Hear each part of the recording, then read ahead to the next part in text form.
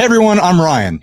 And I'm Steve, and this is 60 Cycle Hum, the guitar buying, selling, trading, modding, fixing, breaking, reviewing, playing podcast. We're back. You know what I almost forgot to do? What'd you forget, Steve? I almost forgot to record. Oh, shoot. I wasn't recording either. What? That's fine. I'll just cut in the audio from this YouTube thing from the intro. Hi, everyone. Welcome to the podcast. We're doing it live again because the whole world is sick. Or could be sick. I don't know. It's 2020. Stuff is crazy. If you're listening to this in the 12 Monkeys future, trying to figure out what happened, this is the clue right here. We're gonna put it all together for you. You're gonna figure it out. Ready to talk about the first ad, Steve? Yeah, this first ad was sent by my wife, Dander Noodler. Oh no, that's what it's called. Dander Noodler. I meant to by Lauren. Danger Noodle. Danger Noodle. Good grief, man.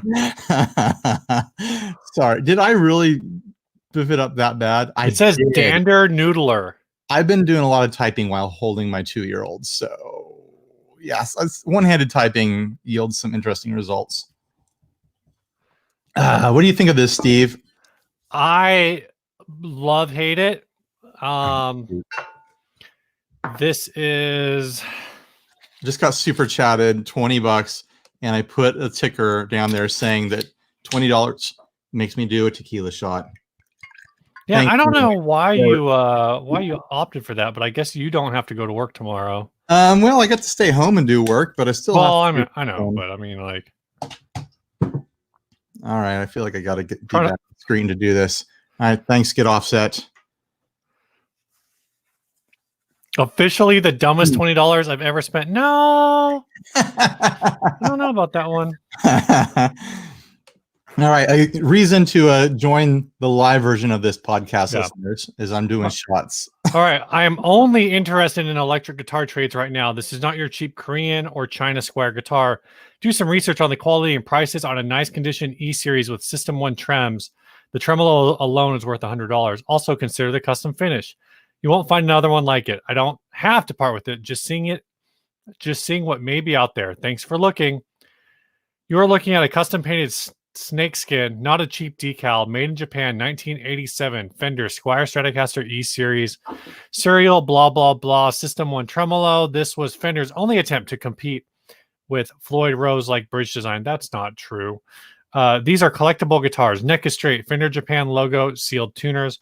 All the bridge fine tuners and locking nut pieces are original. Guitar sounds and plays great with low action and killer tones. This is a good one. Easy to feel the quality that are making these guitars more desirable every year. These guitars, in my opinion, are much better quality than the Fender Mexican-made Strats being manufactured today. When Fuji Gaki Japan got the contract to manufacture these Squiers in the early 80s, Fender shipped them overstock neck and bodies. They've been sitting in the warehouse for years to use for these guitars. I don't know if that's accurate either. You can tell the quality, which is why these guitars are highly sought after and getting harder to find. I am only interested in electric guitar trades right now, so this is not for sale. This is only for trade. This finish is snakeskin. Yeah, it is. And it's only it's on the front. Actually, the way it's not on the back, I think kind of makes it more interesting. You think that's more interesting? I think that's ugly the way it terminates along the sides. You can tell this is hydro dipped. It's like that printed hydro dip. I've never seen this before. So you remember when Cower did the pink leopard hydro dip? Oh yeah. So they have these inkjet printers that go over the water and print a pattern, and then you can dip things through the pattern. I'm almost 100% sure that's what happened here. So someone printed a pattern, and then they dipped just the front of the guitar in that pattern. Which they should have just printed it again and done it on the back. On the back, yeah. Well, or do it again on the back, and then do like a burst around the edge, like a black burst. That would look really attractive. Not really attractive. Maybe it would look more attractive than this right now. Here's what I want to know: did they do this with the pick guard on? I guess. I bet they did. Or did they do the pick guard separately? I'm trying to tell. It looks like it flows. Yeah, I'm betting they did it with it on because it does flow over the edges. So does that mean underneath the pick guard, it's just like whatever color the back is. Yeah, probably. Yeah. I would have preferred this with a contrasting pickguard. I'll say that right now. For some reason, I didn't know the Squier version of these only had 21 frets either. That's interesting to me. This is the bridge you've been looking for, isn't it? This is the bridge. So I pulled this guitar out last week in the after hours segment, and I have basically the Fender version of this, but without any of the original hardware. You mean you pulled out your version of this guitar in the after hours? Yeah. Yeah, you didn't pull out Snakeskin guitar. No, I didn't pull out Snakeskin guitar. I pulled out a Fender Contemporary Standard Stratocaster. Mine does not have a System 1 bridge. It has the holes for the posts. Right. Someone put a regular bridge on there. Yeah. An aftermarket modification. Yeah, and then I think in one of the photos you can see the locking string tree. I don't have that either. And those are the two pieces you need. You know what else you're missing, Steve? You're missing that custom snake. Oh yeah, I also don't have that. Well, mine's a Fender. None of this Squier garbage. Yours isn't custom. It's not a custom snake guitar. Oh my gosh. This is I don't even know what you would want in a trade for this. I would guess that this is like a $300 guitar, something like that. Sure. But this guy, because he's so hyped on the finish, probably wants way more. Yeah, he thinks it's an upsell just for the finish, which is. I mean, maybe if you're in some kind of White Snake cover band or some kind of 80s. If this like fits your look, then you are going to do whatever it takes to get this. But there's probably like one guy in every city that looks at this and is like, "Yeah, finally, that's my look." And it's the your local Joe Exotics, Yeah, right.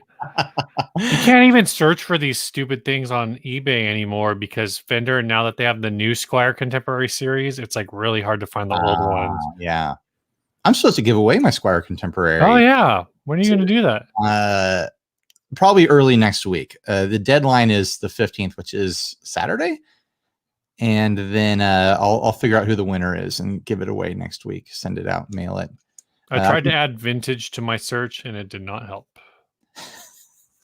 Even though that is technically correct because these were made from 1984ish to 1987. There's some good comments here. Bent Tom wants to know how many snake skins for it. Jesse's Rat Rods asked, he said if Axl Rose was a guitar. Oh, here's a good one. Oh, where'd it go? Kevin Hernandez, have the tip on the trim bar have a rattle. There you go. That'd be cool. Yeah, so that's the thing that's also not in here is I'm pretty sure that it's not a standard trem, so you need that. It does have the collar. So do the strings rattle on this guitar? That's a good joke. Your wife just chimed in. I don't know if I should dox her. I mean, she got your last name. And she said, I had a shirt like this in the late 90s. We all kind of did. My last name is well known. And I appreciate the other shows that when they talk about me that pronounce my last name correctly. It's wonderful. I always go back and forth. I get it wrong half the time because I second guess myself. It's just go with your gut. It's Rao, right? It is Rao. Rao for wow. Rowe is wrong. That's Mike Rowe from Dirty Jobs. Yeah. Everyone wants to know if I'm related to that guy, and I'm like, I only do clean jobs. If you ever meet that guy, you're going to debate him about college educations being important. Oh my gosh. I'm going to introduce him to my dad, and they can just talk about trade schools. Yeah. So this is such a specific thing, and he wants only trades. Like his verbiage was so clear and so like just defined in the ad. It's like, I only want trades. Don't dare talk to me unless you're ready to trade. Oh my gosh. Sean Wright's gonna kill you tonight. $25 shot. That means I have to fill it up a little bit extra. All right, I feel like I'm drinking the wrong thing tonight. Tequila vision. I'm not gonna make it to the after show. That little extra there, that's that $5. Thanks, Sean Wright. Sean Wright is the man behind Lollygagger Effects. Yeah. the cherry box and the canalia, or as Ryan Thanks, calls Ryan. it, how do you pronounce it, Ryan? The Canalinga or something like that. All right, what you got new, man? Oh man, new stuff. Did you see this thing?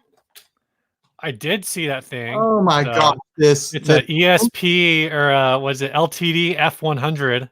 I think it's a Glary. It's not branded. Grant Wilson sent this to me from Big Ear Pedals. Yeah. I think it's a joke. I think it's like a ha ha ha, have fun with this. Look at that thing. Ridiculous. I have an unboxing video up of it.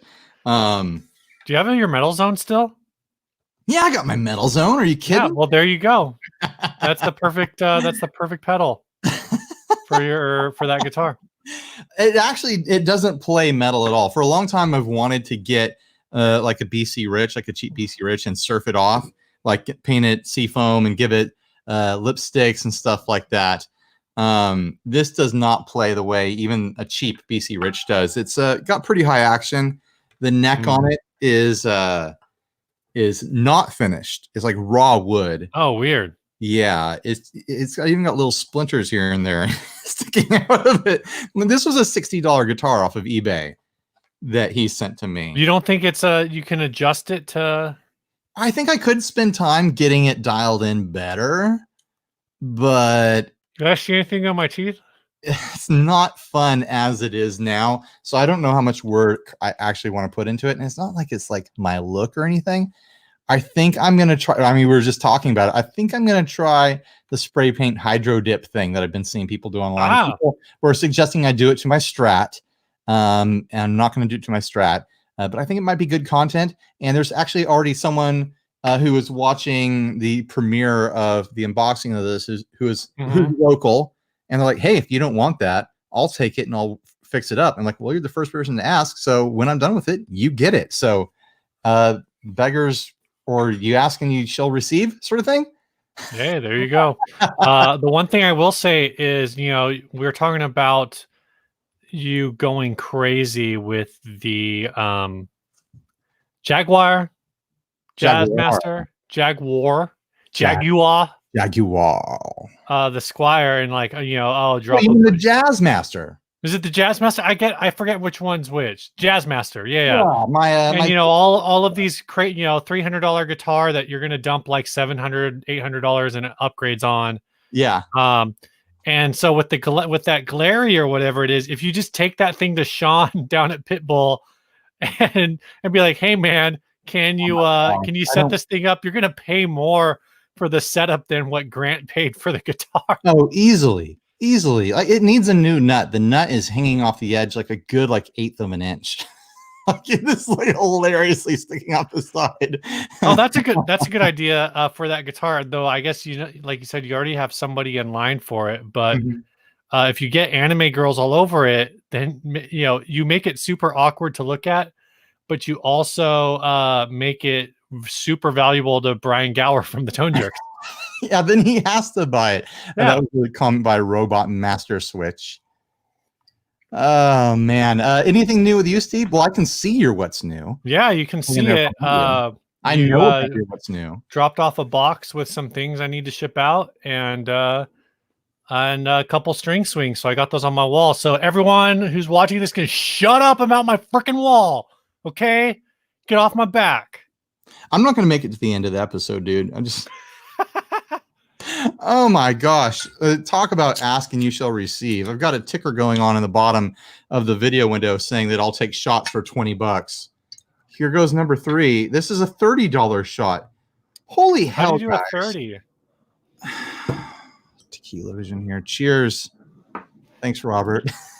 Yeah. I think, Robert, are you the guy who I'm going to give the Glary to? I think I recognize your name. You just bought half a Glary right there. That's you. Oh my gosh. I'm going to have to chicken out sooner than I realized. Yeah, I think, I don't know how much further you want to go, but you know where we need to go.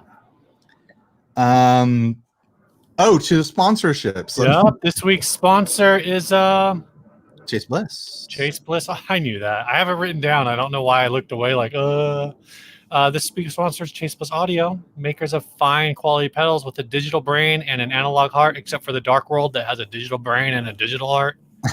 It's all robot. Mm-hmm. Pure robot. That wasn't. You can't sip it. It's a shot. It says you will take a shot. Okay. Anyway. Okay. Chase Bliss. They make all kinds of pedals, everything except the flange. So go check them out. Everything has dip switches. They're super versatile, but at their core, they have a really just straightforward, excellent sounding pedal. Everything's a wah.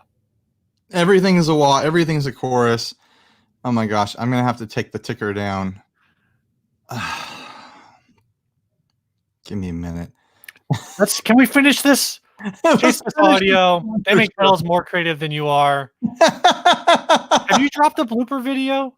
Of course I dropped the blooper video. The blooper's awesome. Actually used the blooper. I went and shot some travel content. I went down to Pitbull Audio while it was on, well, it still is on shutdown. There was no one there, and I had it on my board and was using it to make loops, and I recorded 10 videos with 30 something guitars in a full day. So I'll be publishing that content at some point, and the bloopers all over it. All right, this is gonna be my last shot. Thanks, More Guitar Always. This is gonna be my last shot until I put if I'm feeling up to it, I'll put the ticker back up. But for now, I'm chickening out with this being the last one. Probably should. Fourth shot in 16 minutes. So, anyways, if it was Friday, even though you work from home, if it was Friday, I might push you. I might also try to jump in, but because it's not Friday, I'm not. So can we finish Chase Bliss? Big thanks to Chase Bliss Audio. They make pedals more creative than you are. They've been a longtime sponsor of this show. Stop spending money on getting me drunk and go buy a Chase Bliss pedal. There you go. All right. This topic was sent in by I'm not sure who. You tell me, Ryan. Oh my goodness. It's my other window is open. We're doing the podcast fails by Rob Frick. Rob Frick. He wants to hear some podcast fails. Right now, this episode is trending towards the great podcast fail. That's not a shot, Ryan. That's a sip. I got a belly full of dinner still. I'm worried. All right. That's what I get. I should have been doing this with the deer tequila. It's a little bit smoother than this Jose stuff. Someone dropped off this bottle at our house because they weren't going to use it. I'm like, do you guys like tequila? Yeah, I like tequila. Of course. Leave that here. Ooh, man.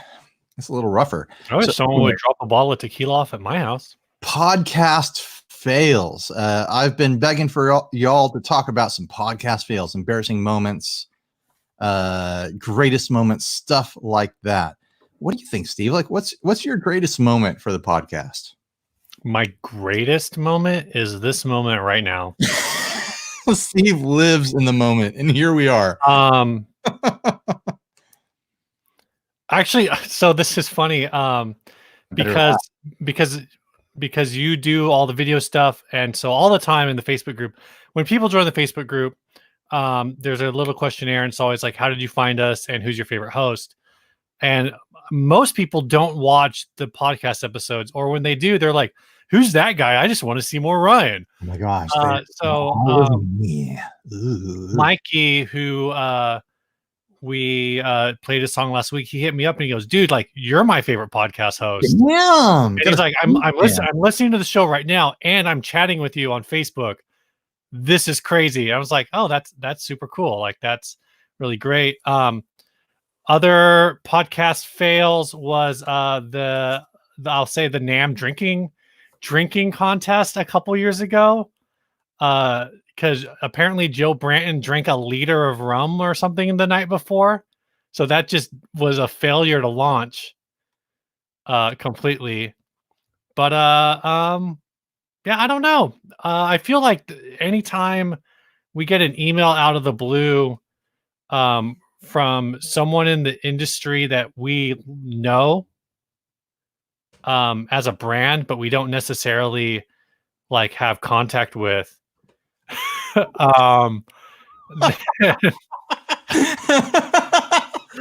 That I always think that's really really cool. I figured out how to use the ticker. Steve and I are laughing because I just put up a ticker that says super chat $1 if you are a true Steve fan.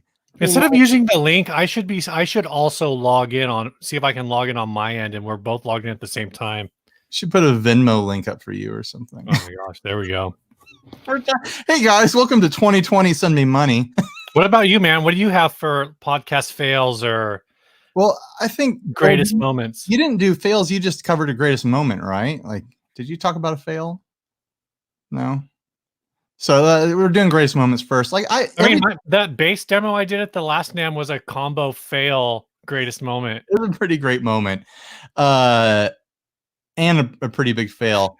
But like great moments for me have always been like what you were talking about, like connecting with people who are fans, who are very excited about the show, who are very invested in, you know, the actual content that we make. Yeah.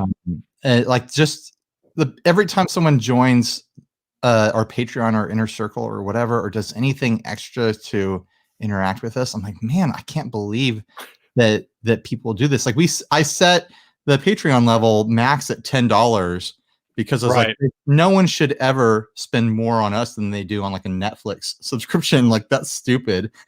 And then you went and made the $25. That was a lot of money talk this episode. This is getting obnoxious. But just that interaction of people investing in what we're doing, just it completely humbles me and flatters me. Also, just all the moments when, you know, I've got to meet people that I never thought I'd get to meet. Like at our 100th episode, we had Bob Taylor there hanging out with us. Yeah.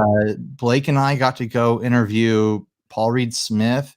You know, all the other like awesome YouTubers I've got to meet and stuff. But a lot of that stuff isn't necessarily podcast specific, like it's YouTube adjacent. But I mean, starting the podcast is what led us here, what led me here. You know what? I would call maybe not a podcast fail, but a 60 cycle hum fail for you. Though I think in the long run, you turned it into a great thing. Was last year's Winter NAMM schedule? Oh my gosh! You mean 2018 Winter NAMM? Yeah, the 2018 Winter NAMM, where you basically didn't get to do NAMM because you worked the entire time. Yeah, like, that was a bit of all a day, every day. Yeah, I did that thing where I signed up to work a booth for for Delhi for the Stomp Box exhibit booth. Yeah, and what the Delhi does is is it the Delhi Stomp Box? What is it called? I get the emails. The magazine is called Delhi, and then what they do is called the Stomp Box exhibit. And it's actually really cool. It's a really cool setup where they get a NAMM booth and then they split it between like a dozen small pedal. Oh, it's more than that. It's like they get a lot. It's like a dozen builders per booth, and they get like 2 booths or 3 2 or 3 tables. And then they also do like events across the country and stuff like that. Yeah. It's really cool. But then they had me come and just film like 60 something videos. And because we published them all in like a week, it burned people out and actually hurt the channel like quite a bit. It hurt YouTube, kind of the way it recommends videos to people and stuff, and actually dug a pretty big hole that it took a long time to get out of. And also a lot of those videos people just didn't watch because they were just burned out on NAMM content.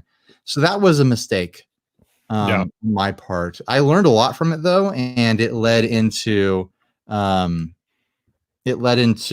lot of like how I run things during travel content, and stuff like that. So I mean, you've always got to kind of fail up. I think Aaron was talking about that on today's episode of the Gear Slim podcast, another podcast you guys should go listen to.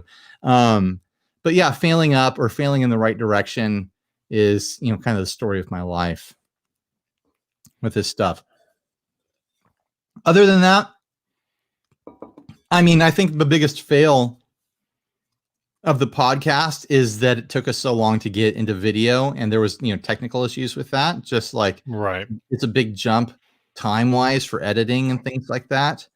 But our podcast is actually so dependent on people being able to see what the hell we're talking about. And it's just so stupid that it took us so long to get it to YouTube. And also now I feel that it's taken us so long to get to. It took a global pandemic to get to us dicking around with live stuff. Yeah, because we've talked about this before, and like, you know, we've talked about, and this is now totally set up for hopefully whenever things, you know, when things normalize and we go back to normal face-to-face stuff. But, you know, if something big happens, because we've talked about this before, you know, when Gibson destroys guitars, or when, you know, friggin' all these different things happen, like we could have just jumped on and done do like a 15-minute mini episode like this, or a friggin' 3-hour hangout, you know, see from Boston style. It's actually super easy to invite people to join these things too. Yeah, Sean Wright just said, why edit when you can just go live? Yeah, even though it's kind of a little bit of a quality drop to do these things versus filming it and editing it, it's saving me 4 hours on a Friday that I don't have to edit. Wow. Yeah. Because now you're just doing the audio, right? Yeah, now I just have to slam the audio together, which is a lot easier. It's just like old times. And we get to engage with the commenters now. I think that's fun. I spent a lot of time building up people who jump into live videos with the Premiere function. So I mean, it's probably just it's easy to be like, oh, should have done this all sooner. But then also we've, you know, it takes time to build up to what we're doing now, I suppose. Like if we had started this at the beginning, there would have been no one here watching with us. Yeah, that's true. Yeah, and the technology didn't exist either 6 years ago. Ryan, what could be a fail is we just got a message on Instagram from Shulnagers Mead, completely free, up to 30,000 followers and 5,000 likes to all your posts. For details, go to our main page at Insta Promoter. I'm not going to finish that. Yeah, there's you know, we used to joke for a long time that you literally can't buy numbers as low as our channel gets.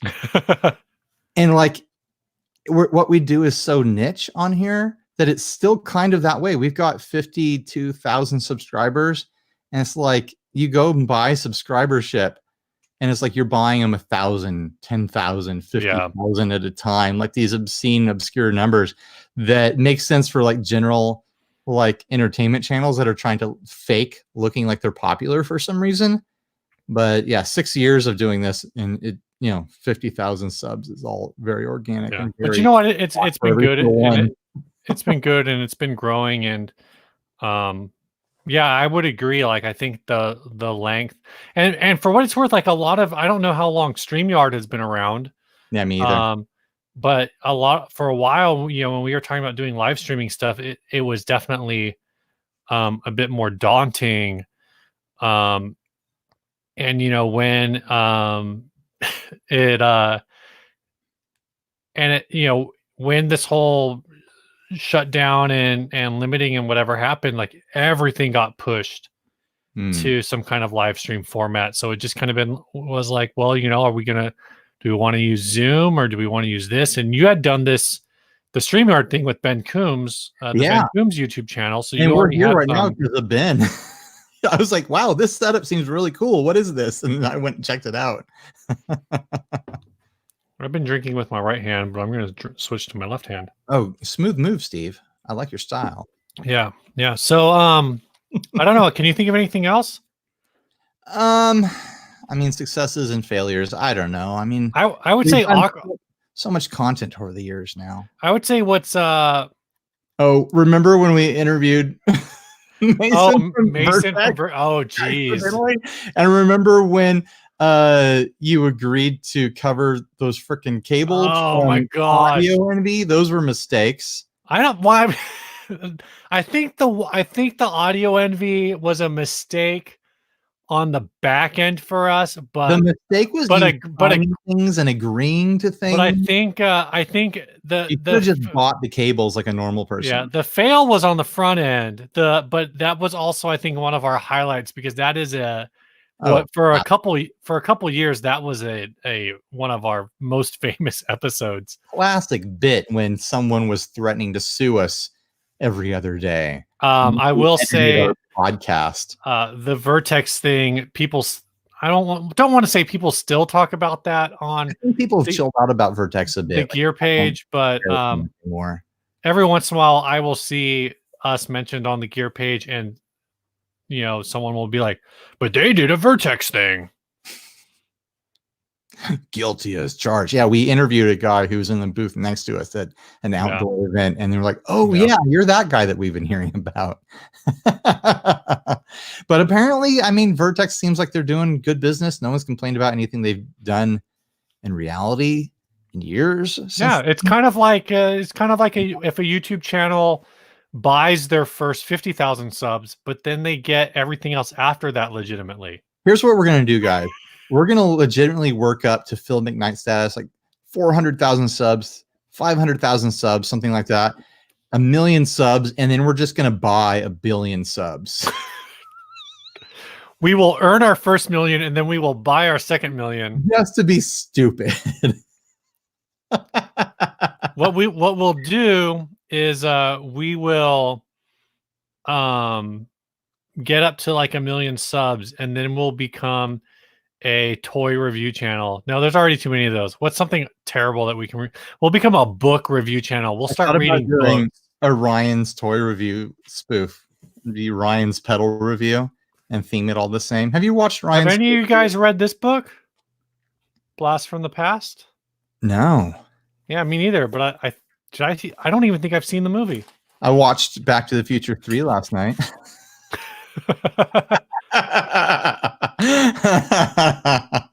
Oh, hey, Gabor's here. Hey, Gabor. Gabor's been here for a while. Oh, shoot. I'm sorry. I haven't been paying attention. So, yeah, quick note on Back to the Future 3. Marty McFly's great-grandma looks just like his mom. So, a McFly woman looks just like his mom. It doesn't make sense genetically, guys. Think about it. So anyway, should we get to the next ad? Yeah, I was going to say, and were you drunk earlier today too? Because no.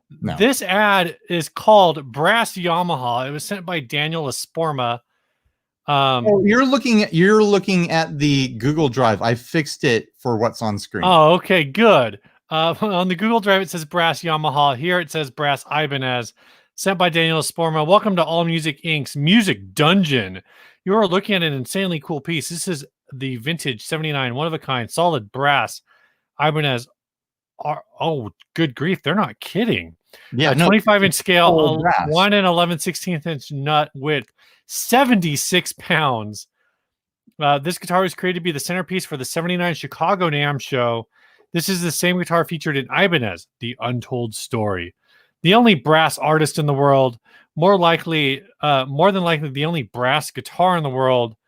As much of a collector piece as this is, it is a playable guitar featuring an ebony board, flying fingers humbuckers, and an active 3-band equalizer. This has those incredible vintage artist tones built in. This artist is in excellent condition with some patina on the brass to be expected. The frets are clean, just professionally set up with the action. I don't really care about these numbers. No. This is the ultimate piece for an Ibanez or general guitar collector. This is your chance. Once it's gone forever. Please feel free to make a serious offer. We've been an authorized Ibanez dealer for well over a decade. Don't pass this by. This is being sold by, again, All Music Inc.'s Music Dungeon in Plainview, New York for $20,000 after a 21% price drop.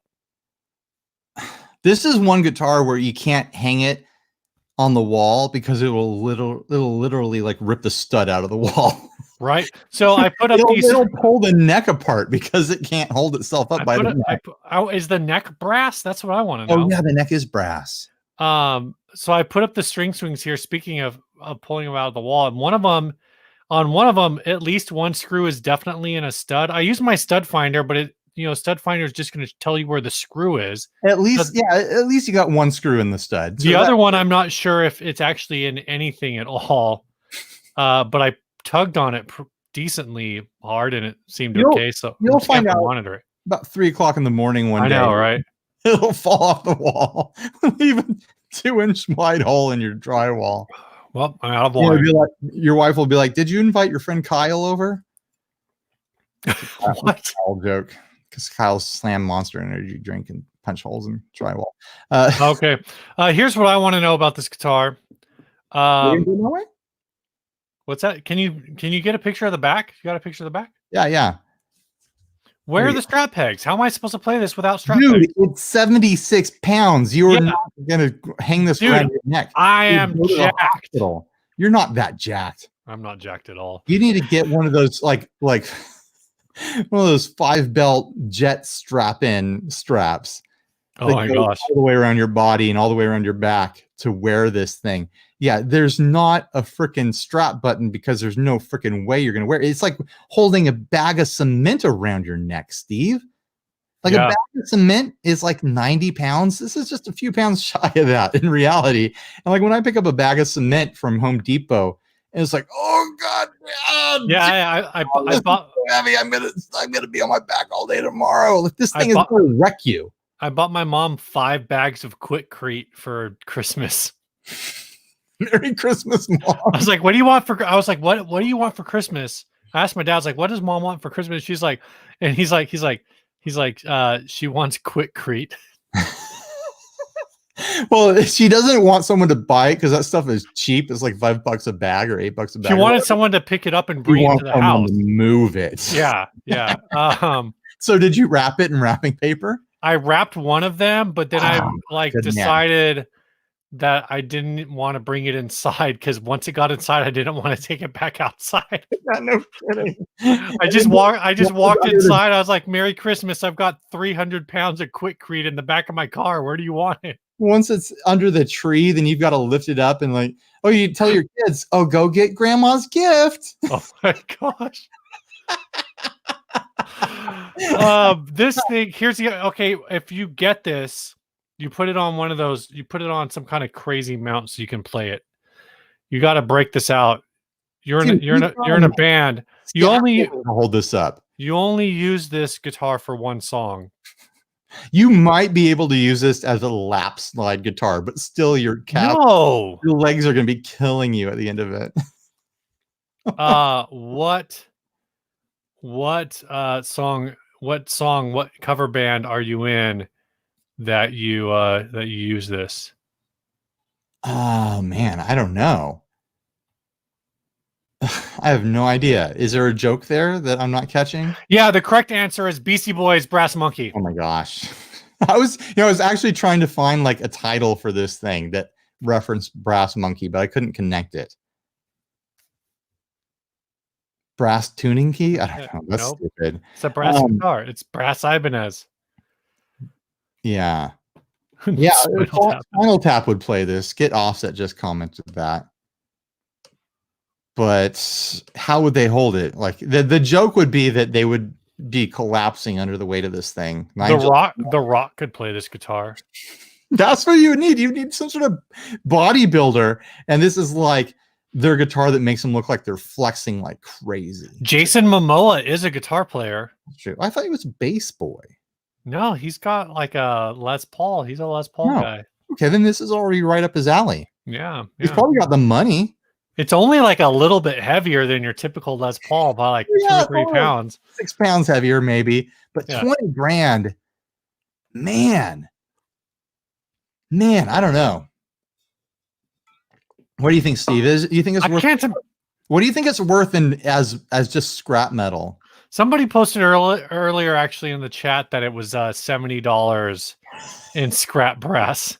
So you're saying I could make one for myself? I've had $70 laying around.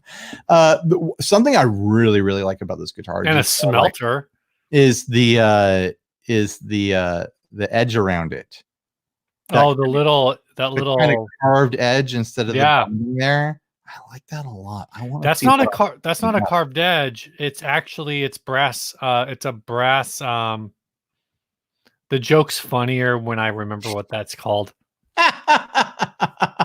Yeah, the joke's funnier when you can actually make it, Steve. But I think that's a really cool detail. I want to see that on a brass guitar. You know, you could do this. You could do the same thing with aluminum. It doesn't have to be brass, right? How much would solid aluminum? Like, I mean, I guess they make aluminum guitars, right? Yeah, way less. Binding. Thanks. Binding. Get That's off what you're that. going for. Yeah. But I love how like you look at this thing and you can actually, when you're just looking at the edges of it, you're like, holy hell, that is just a solid chunk of brass. Like you look at the edges of that headstock there, and it's like, that's not wood that's painted. It's not gilded or anything like that. That's the way a chunk of metal looks. And that is a trip. Like if I saw this thing in person, I would definitely try to pick it up. Like that temptation is there for me, for real. I love gold. I love gold. If it was gold, it'd weigh a lot more than brass, right? This thing would probably be like 160 pounds. Yeah. Yeah. $20,000 though. I'd pay $20 to make a video with it. If I could rent the thing is it's $20,000, and like you have to have some kind of connection here or be a huge Ibanez fan. I understand it's one of a kind, but at the end of the day, what's an artist like? $2,000, $3,000, $4,000, maybe $4,000. If this was a Gibson, if this was a Les Paul, it would be 40 pounds heavier. But it'd probably also be like $80,000. Yeah, so, and like that's. I mean, $20,000 is what you pay for a regular Gibson, right? Right. Almost. Right. Okay, right. Oh man, I think I'm out of brass jokes. Because something Benoit balls. You were so chock full of brass jokes. All one of them. Episode. Yeah. Is this gonna? Somebody just asked if this is gonna be on Trogley in a couple weeks. It's gonna be on Trogley's tonight or tomorrow. You know it. It was probably on Trogley a month ago, and we just didn't see it.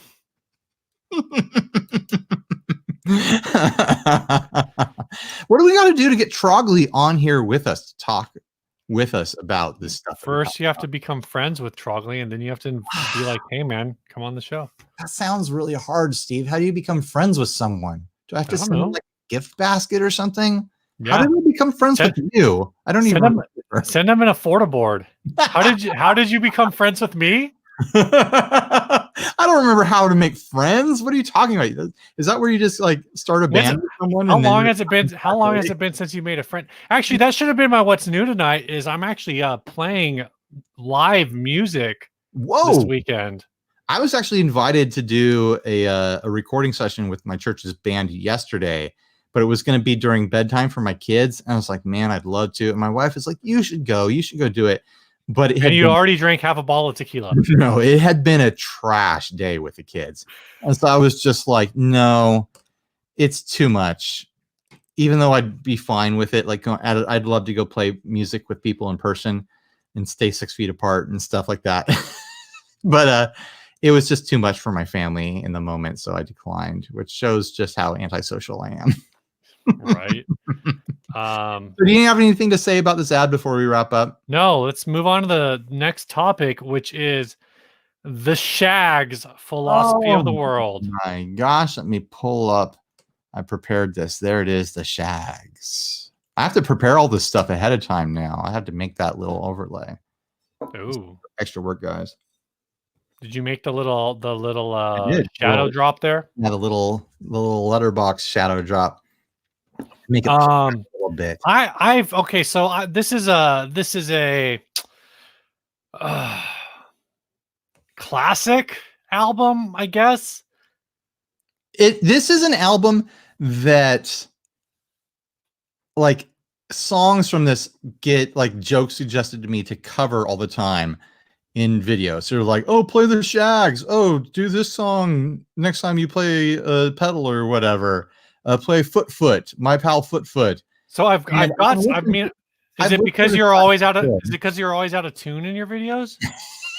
It might be. Is that the joke and I just didn't pick it up till now? Is it because you have no sense of time? I did make a note that I'm not sure I'm good enough to be the drummer for the Shaggs. So, all right, let's get into this. First song is called "Philosophy of the World," and right off the gate, I've heard about the Shaggs for years. I've read about them in the past, but I could Heard not. about them in the future. Wow, I know. I couldn't remember much about them. So I, in the course of listening to this, I kept wanting to like figure out what the hell am I listening to? What is the history here? It's music. And I didn't want to know. I want to believe so many things about this. This is like an X-Files album for me. It is a creature feature for sure. And I said, so for the first song, Philosophy of the World, it starts off, actually, I would say there are tracks on this album that are, I don't know if listenable is the word I would use. Compelling might be the word. The first track I think is like, I said, these lyrics are sort of punk rock, but this is a joke, right? The guitar that's tracking the melody is actually pretty solid. It's just all out of time.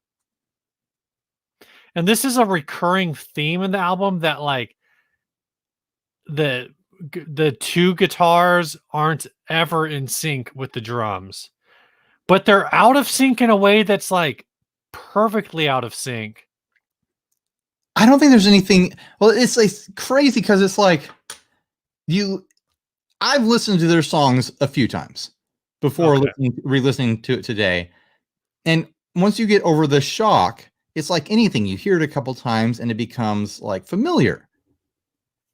And so like listening to it today, listening through all the songs again, it is like, because it's familiar to me now, I can't even imagine recreating something like this. Like, how do you mean like because it's intentionally off or because it might be genius? Like, I want to know, here's what I want to know. Did this band play the songs the same way every single time? Because right. That was a question. That was a question I have. Same way every single time, then it's intentional, and then it drifts into being brilliant. Do you remember if they play it different every single time, then it's just run-of-the-mill outsider art, like sloppiness, like they don't know what they're doing, and just capturing a moment with amateurs that turned out to be something that caught the attention of a lot of people over time. You know what this album made me think of? No. Al Trombone for Christmas. Oh yeah, totally. So Ryan and I, intentional. That thing is, that's intentional. No, Al Trombone for Christmas wasn't intentional. Josh Dower had never played the trombone before. But like kind of the swagger of it. Guys, go look up Al Trombone for Christmas. It's got to be hosted somewhere. It was on one of our Christmas Friends compilations that we did with our buddy Adam years and years and years, a decade ago. A friend of ours, Josh, had never played trombone before. I suggested, or did I or someone else suggested that he do a cover of All Come Home for Christmas, only he played trombone on it. It does not come up on the Google. He ran with it. And so he's singing over a karaoke track and just changing the words to All Trombone for Christmas instead of All Come Home. And then without ever having played trombone in his life, tries to play a trombone solo. And weirdly, sounds like he's got a trombone career in his future. Because it's bad, but it's like he got way closer than you'd expect someone to. And it is on. So my wife says it's on Bandcamp. If you Google Al Trombone for Christmas Friends, it's like the second link. Melissa, feel free to post the comments in the link and I'll put it up. And I will say, post the comments in the link. Al Trombone for Christmas. Adam's dad, I remember having a conversation with him and he said, only a great trombone player could play the trombone that bad. But that's kind of how I feel about the Shaggs. It's like, it's so bad that you couldn't do this on accident. Right. Like, and intentionally bad. So this is the on track 2, that little sports car. I said, okay, so here's the problem. Well, this is just awful. It also just sounds like a bunch of bands from the mid-late 90s indie rock scene and maybe the mid-2000s San Diego scene. And I don't know if that's mean, but here's the deal. Like, it's like There's something charming about it. Okay, so Hipsterish and charming about it. A couple weeks ago, I lost 75% of our listenership by doing a Donald Trump impression. This week, I will lose another. We'll never financially recover from that. I'll lose another 75% of our listenership. The Shaggs, I feel like, have a direct ancestral lineage to like Neutral Milk Hotel. You could make that argument for sure. And famously, like Kurt Cobain was a huge fan of the Shaggs. Right. And like I say that jokingly, but like I enjoy when I'm in the right headspace. I enjoy Neutral Milk Hotel and bands in that genre. Was it like Animal Collective? I forget who else is in there. I did not enjoy this album. I weirdly do enjoy it though. Like there's something charming about it. Let me read through some of my notes here. I said, so outsider it hurts. There are solid hooks here. There's like parts of the songs where I'm like, I should learn to play this lick and just play it straight instead of this weird, like, off tempo swagger they have. Yeah. And it would be a solid hook. It's tone deaf and out of time, but my question is it intentional? It feels like it's better than it should be if it was an accidental. I'm sure it's been done, but I want to give some of these songs a nice polish as covers. There's something very sweet about it. Foot is just the worst. Okay, yeah. So my pal Foot, I said this is the famous song. This is a song, like you said, that people always reference. But halfway through the song, I'm like, are they even like where are they from? This sounds like when you just put a bunch of English words in front of someone who is familiar with like the Latin alphabet. Like if you just wrote a bunch of English words down and then gave it to like a Danish farmer and said, read this. Well, here's my next note. It all sounds like aliens trying to write human music. That is completely my pal Foot. Human music. I like it. This, and then my note after that is, this is proof of aliens. And then I said, is it weird that I'm enjoying this? And then I said, the Halloween song is perfect. There's no way Tim Burton hasn't considered using it in a movie. The Halloween song I didn't think was terrible. What I said is, this starts out sounding like any middle school band and it ends like any middle school band. Yeah.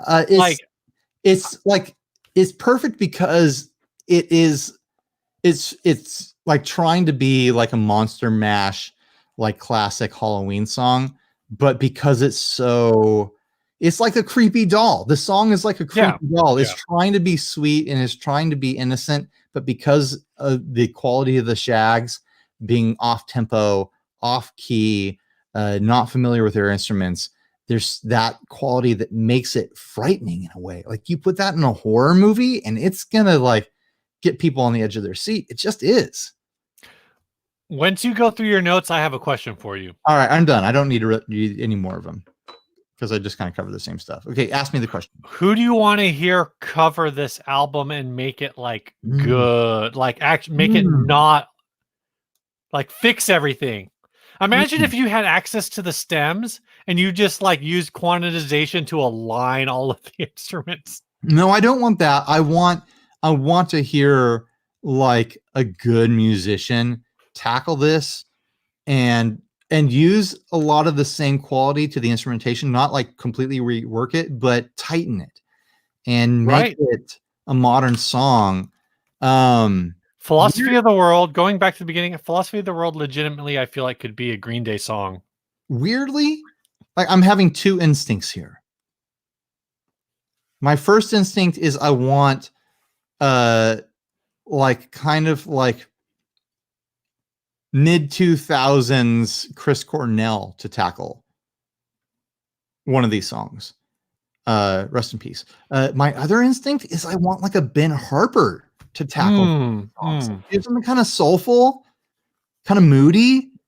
You know, there's like this childhood like innocence thing going on here that I think would lend really well to some kind of very like emotionally soulful kind of treatment.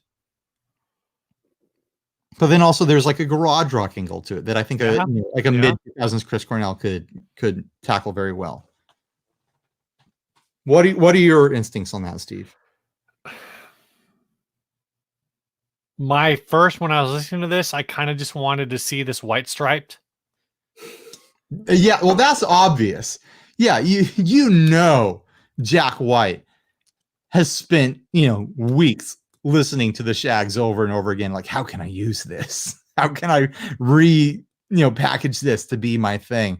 Throw like an octave organ over this and make it my. Well, the thing is like, so again, like thinking about, artists who I feel like are kind of where without looking into it, I just thought like, this could be inspired.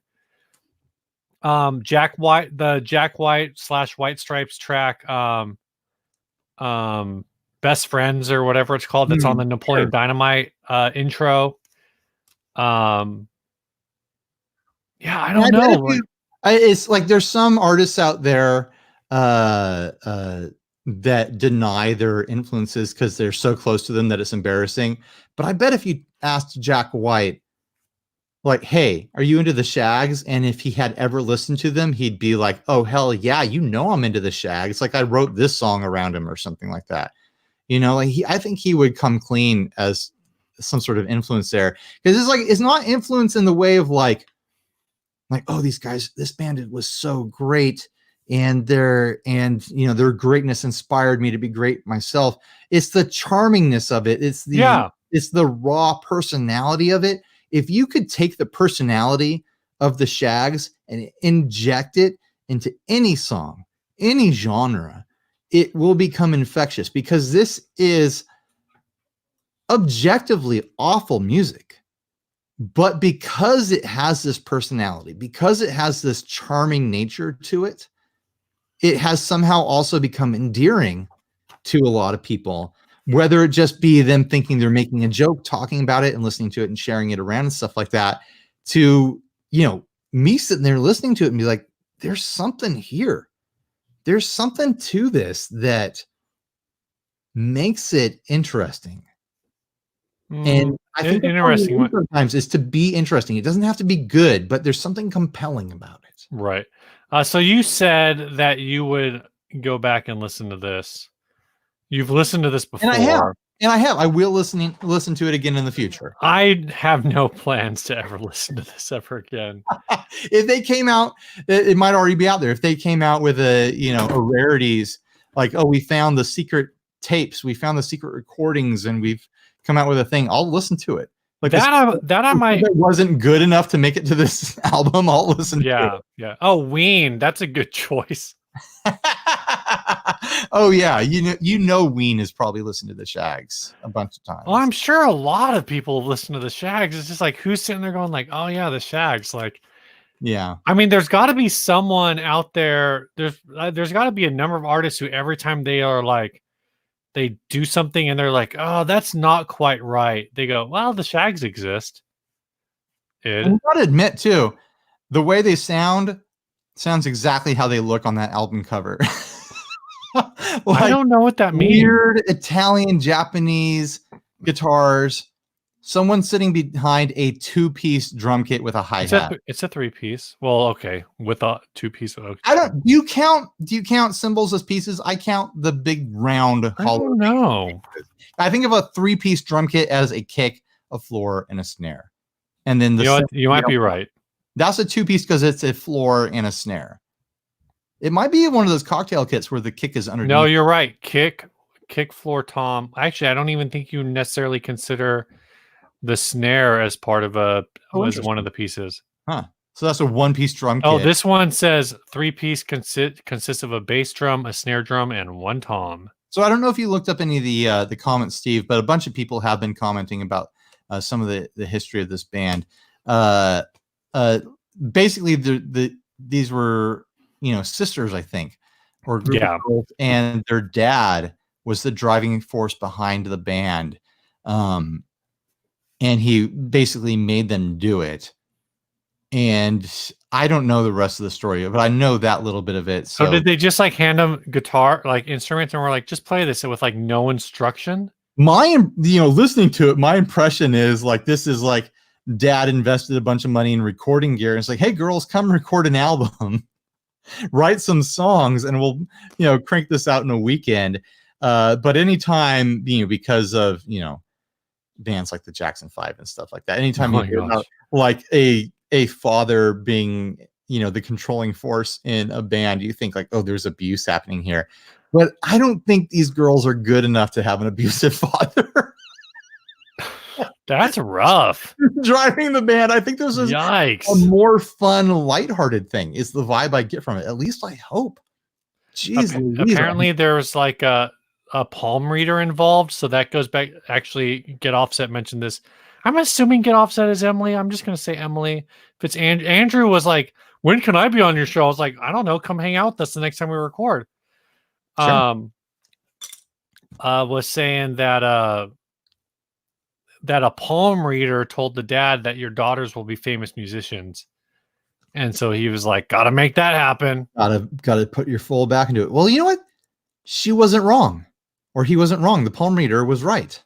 Yeah. They're famous. Here we are talking about them. I don't know. Do you think they're like, I can't imagine they might be famous, but not in like the way that you want them to be famous. They're infamous, which is better than famous in a way.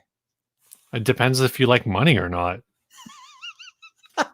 Fame has nothing to do with money. Lots of people are piss poor broke while being incredibly famous. That's true. So those are two completely different concepts.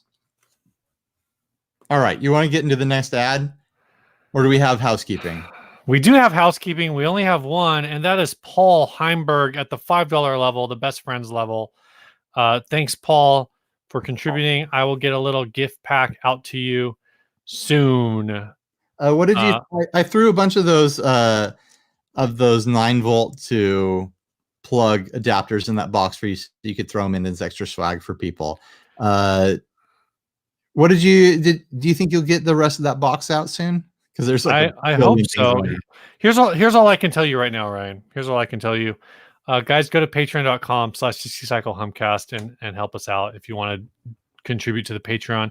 Here's all I can tell you. Today is Thursday, and some people will say this is weak. It is what it is. It is what it is. But today is Thursday. I started my work week on Monday, and I've worked 43 hours this week. So I will ship this stuff when I get a chance to ship it. That's all I'm saying. When you get it, it's not going bad. It'll be just as fresh as when, Yeah. I'm hoping to get it done. I'm hoping to get it done soon. It just matters. Maybe if I can get a free couple hours. Yeah. I'll smash through it. All right. This last ad was sent by. Oh, let me pull that up so you can see. I'm pointing. There you go. Oh, I've got Max Feeney. This is a Caller Mustang. There's not a lot to say about the Caller Mustang, except it's even a Mustang. It's a 1960. I think it's a 1967 Music Master 2. Yeah. Why did you put Mustang? I don't know. I'm telling you, man. We've watched Ryan take 4 shots, but we don't actually. Yeah, I made these notes way early in the day when I didn't drink. So day drinking is a thing. Yeah, anyway, somebody took a 1967 Music Master and slapped a Caller, some kind of Caller with a locking string tree on it. You know what? Callers, like if you search for Caller retrofit on Google, you are guaranteed to see the most mangled guitars in the history of the world. Like they go hand in hand with mangled guitars. They just do. Yeah. And it's all, these guitars even now are only like $1,000. Yeah, the Music Masters. They're not like collectible. Well, I want to say they're not collectible. They're collectible to like people who are really into offsets. Mm-hmm. But like right now, I could buy a pre-CBS 1961 Music Master on eBay for $1,200, $1,250 plus shipping. And it doesn't have a humbucker in the neck, a locking No, like this is like or a pristine. power hacked into it. This is pristine. Here's a 1960, one of the desert tan ones with the original case for $1,800. You can share your screen if you want, Steve. I'm looking at my phone. Oh, okay. Oh, I can share my screen. How about if you ever want to do that, you can make that happen. I'm not going to do it. I was looking at my phone. All right. I'm not going to make you guys watch me eBay around. Maybe I will. That would be a fun video to a certain extent. If you want a Music Master, you probably want a pristine one. This might be viable as a project starter, but not for, what do they want? $800 or something like that? $800 plus $100 shipping. 900. No, thank you, sir. Please and thank you. Jeez. There might be a project here for someone who's looking for a Music Master neck or a woodworking project on a Music Master body, or they do legitimately love Calers and they think this is a compelling piece of guitar. I will say that I've got my 90s Duo Sonic that I've often thought of as a secret shredder guitar. So maybe there is that element here. Like my gut wants to say like, oh, this came from an era when people were buying these guitars super cheap as instruments, but they were disappointed that they didn't have the shredder guitar that was in the magazines. And so they made modifications instead of buying a Kramer or something like that. But maybe someone legitimately was like, you know what? This is my secret shredder and I want it to reflect the style of music I'm playing with it. So I'm going to put a Caler on there and I'm going to put a locking nut. And it looks like there's a brass nut on it as well. But then the rest, besides the neck humbucker, it looks like the rest is fairly stock. I don't know. I just can't imagine playing $900 for this when for $300 more, I could get a cherry. Yeah. Can you throw my screen up there? Oh, yeah, there it is. Let me take down mine and put up yours. Oh, that's cool. All right. Bouncing over here real quick. If you shrink your screen down around the parts that are important, it'll make it look bigger. Like you shrink your browser window. Oh, I'm sharing the screen. I'm not sharing the browser. Oh, you're sharing your full. Oh, okay. I'm just doing full screen. So I'm cruising. I'm looking on eBay right now. Here's even like if you want to do this with like a weird one, Black Music Master Vista right here for $250. Here's a 1978 Music Master for $545. Not quite as old. I bet you could buy parts and put together a much more legit one for about the same money. Yeah, I'm seeing a lot of Music Master basses on here, parts. Here we go. Here's a beat up 66 with 30 autographs. I say it's beat up, but it's still like not as torn up as that thing. And it's signed by Darius Rucker, apparently. And how much is that one? This one is $900. Damn, I'd get that one. Just kind of. The signatures look kind of cool on it in a decorative way. Like here's a 62, basically in original condition. That might even be the original case for like $1,000. Yeah. Screw the rest of that. So 78. So this is more. This is era wise. It's a bit closer. That thing looks sick. Yeah, that looks really nice. These are all I'm looking at solds. This was $620 plus $100 shipping. Yeah, man, this is way the price is wrong. Bob. The price is wrong, biatch. Is it okay for me to say that? Now you got to mark. No, we got to mark it as an E now. E. No 5-year-olds can listen to this. I don't know, man. I don't have much else to say about this. Sorry, 5-year-olds. Well, dude, you want to tell us about the song and we can get out of here? Talk about this week's song. It's so sent by Alexander Monge. We're not going to get out of here. We're going to hang out extra long with people in the chat and do our extra long thing, So tell me about that song. He says, "Hey, Stephen Ryan, I play guitar for an emo-ish shoegaze band called Severed Promises. Our latest EP kind of reaches out at a few genres while still having a shoegaze undertone. I use a Squier Mustang Bullet that I bought because of Ryan's review on it years ago." Speaking of podcast highlights, I was telling someone today that every time you do an Affordable video, something sells out on Amazon. And if it doesn't sell out, like the price skyrockets, or at least goes up like $5. Yeah, but every time the thing that sells out is some sort of really weird, kinky sex toy. Every time I do an Affordable, they sell out of strawberry scented lube. Okay. Yeah, it is the tequila. I run into a large pedal board and make a ton of noise between songs, but I use a Big Muff, Neo Clone, and Holy Grail at all times. My guitarist Nico uses a Fender Jazzmaster while using the same wet pedals, but OCD and Big Box Rat for his drive. Sit down.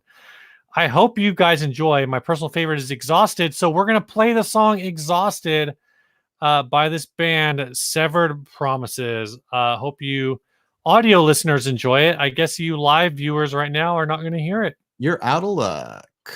Go jim them. Go check it out.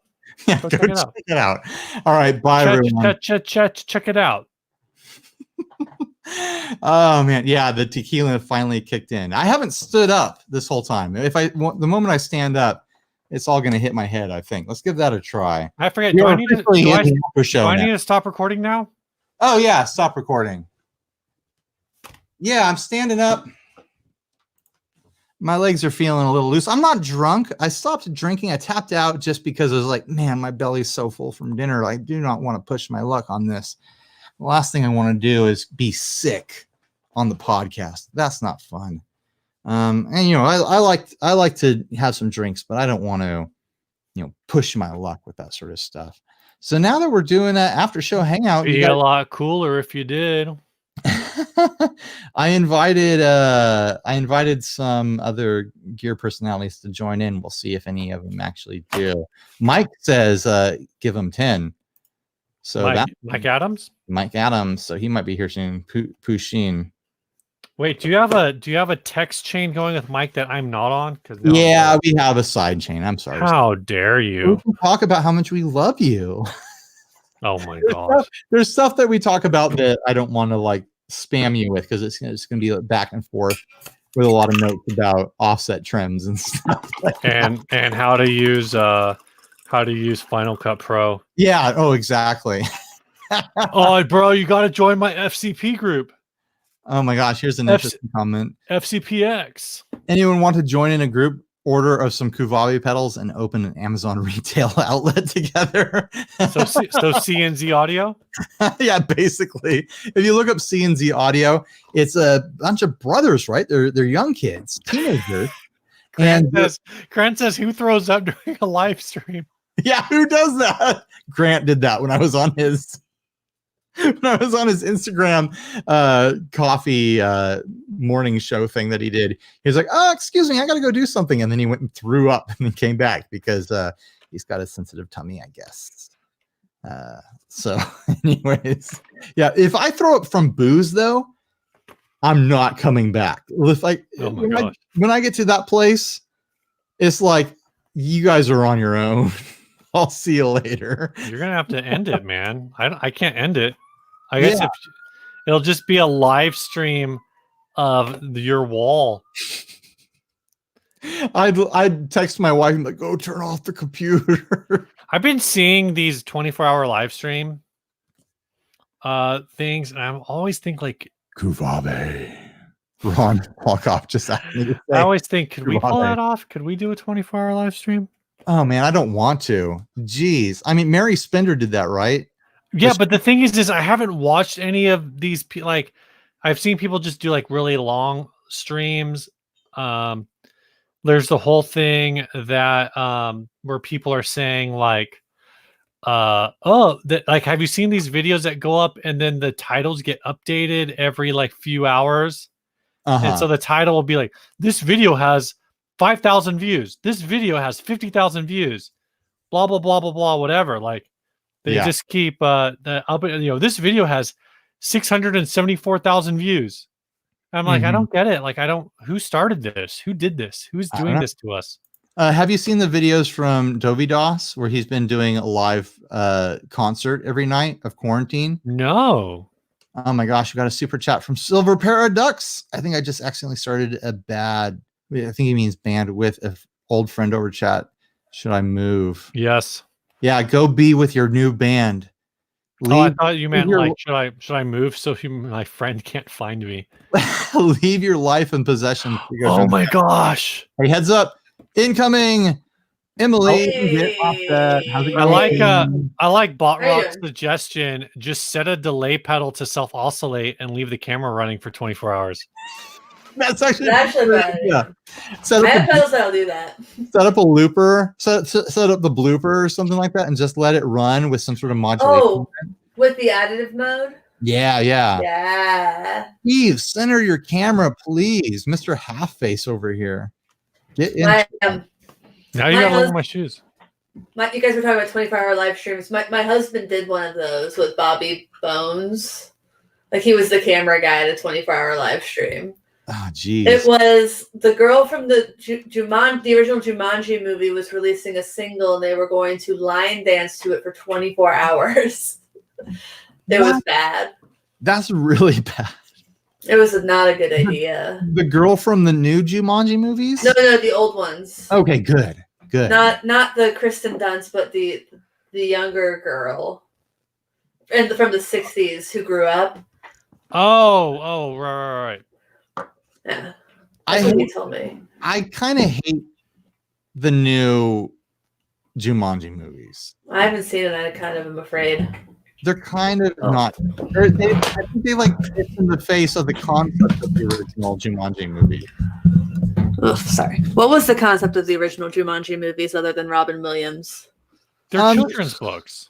It's A Van Allsburg books. No, it's people playing a board game, and the board game comes to life, and it takes over the real world. Where like the new ones are like, oh, Jumanji, the board game, figured out there's video games now, so now you're going to live in a video game world. And everyone is avatars of the person playing the game, and it's the same 4 actors in each movie playing Avatar. I haven't seen the new one, but I picked up the hints from the trailer. Wait, Avatar? That's a forget a buster right there. Yeah, but apparently a lot There's of people only one Avatar. A lot of people love the He's an new airbender. ones.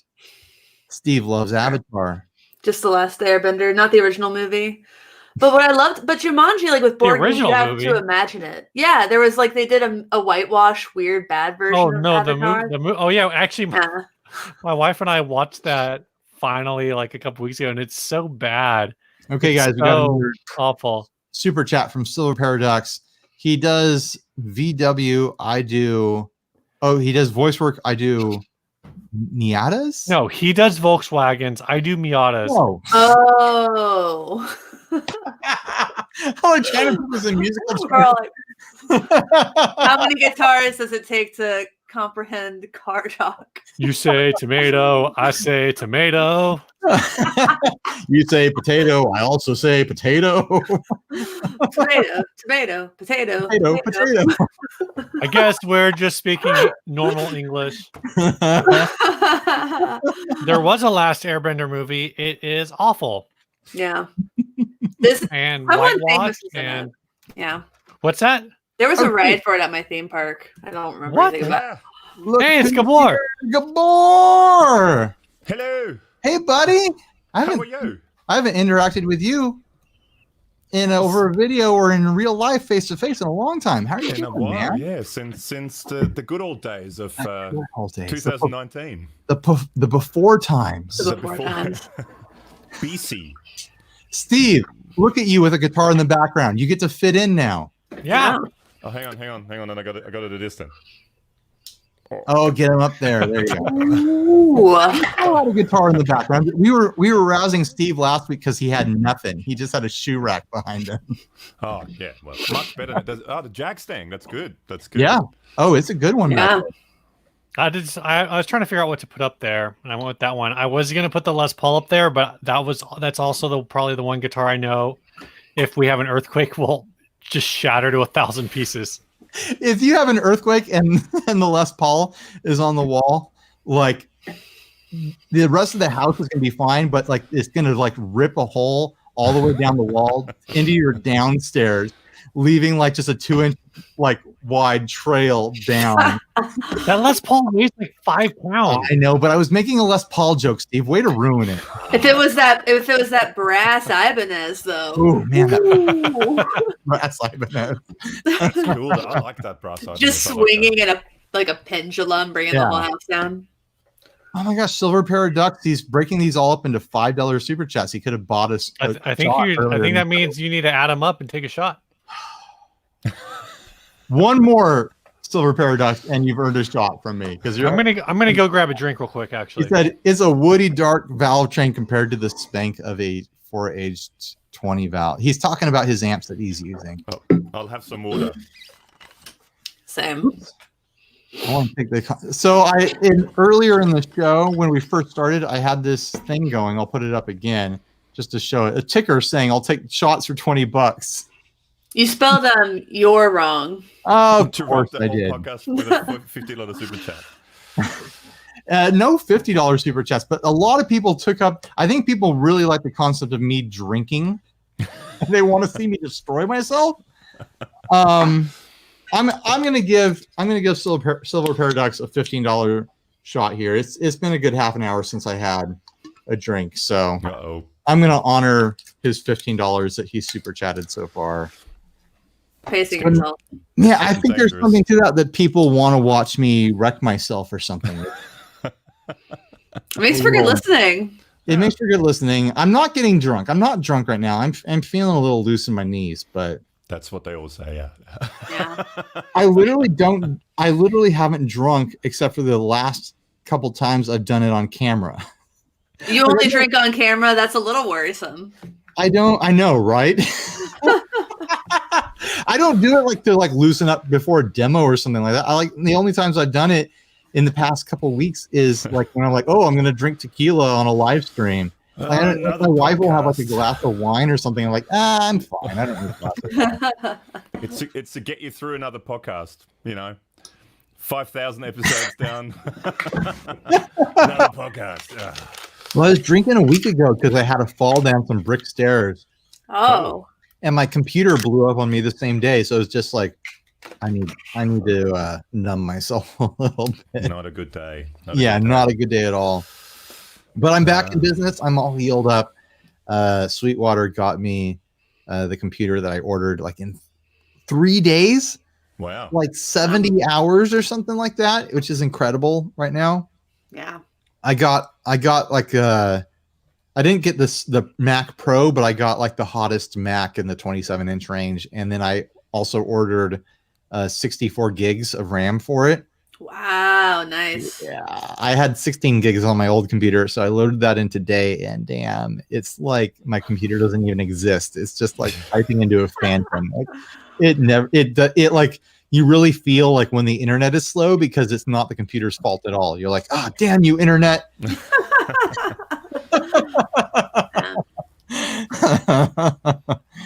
How are you doing, Gabor? I'm doing good. I was just sitting here editing a video, and then I saw you guys were live, so I thought, I've missed all the other live shows that you guys did, so I thought it popped up. What is it like 4 a.m. over there or something right now? No, 3 p.m. tomorrow. Oh yeah, there you go.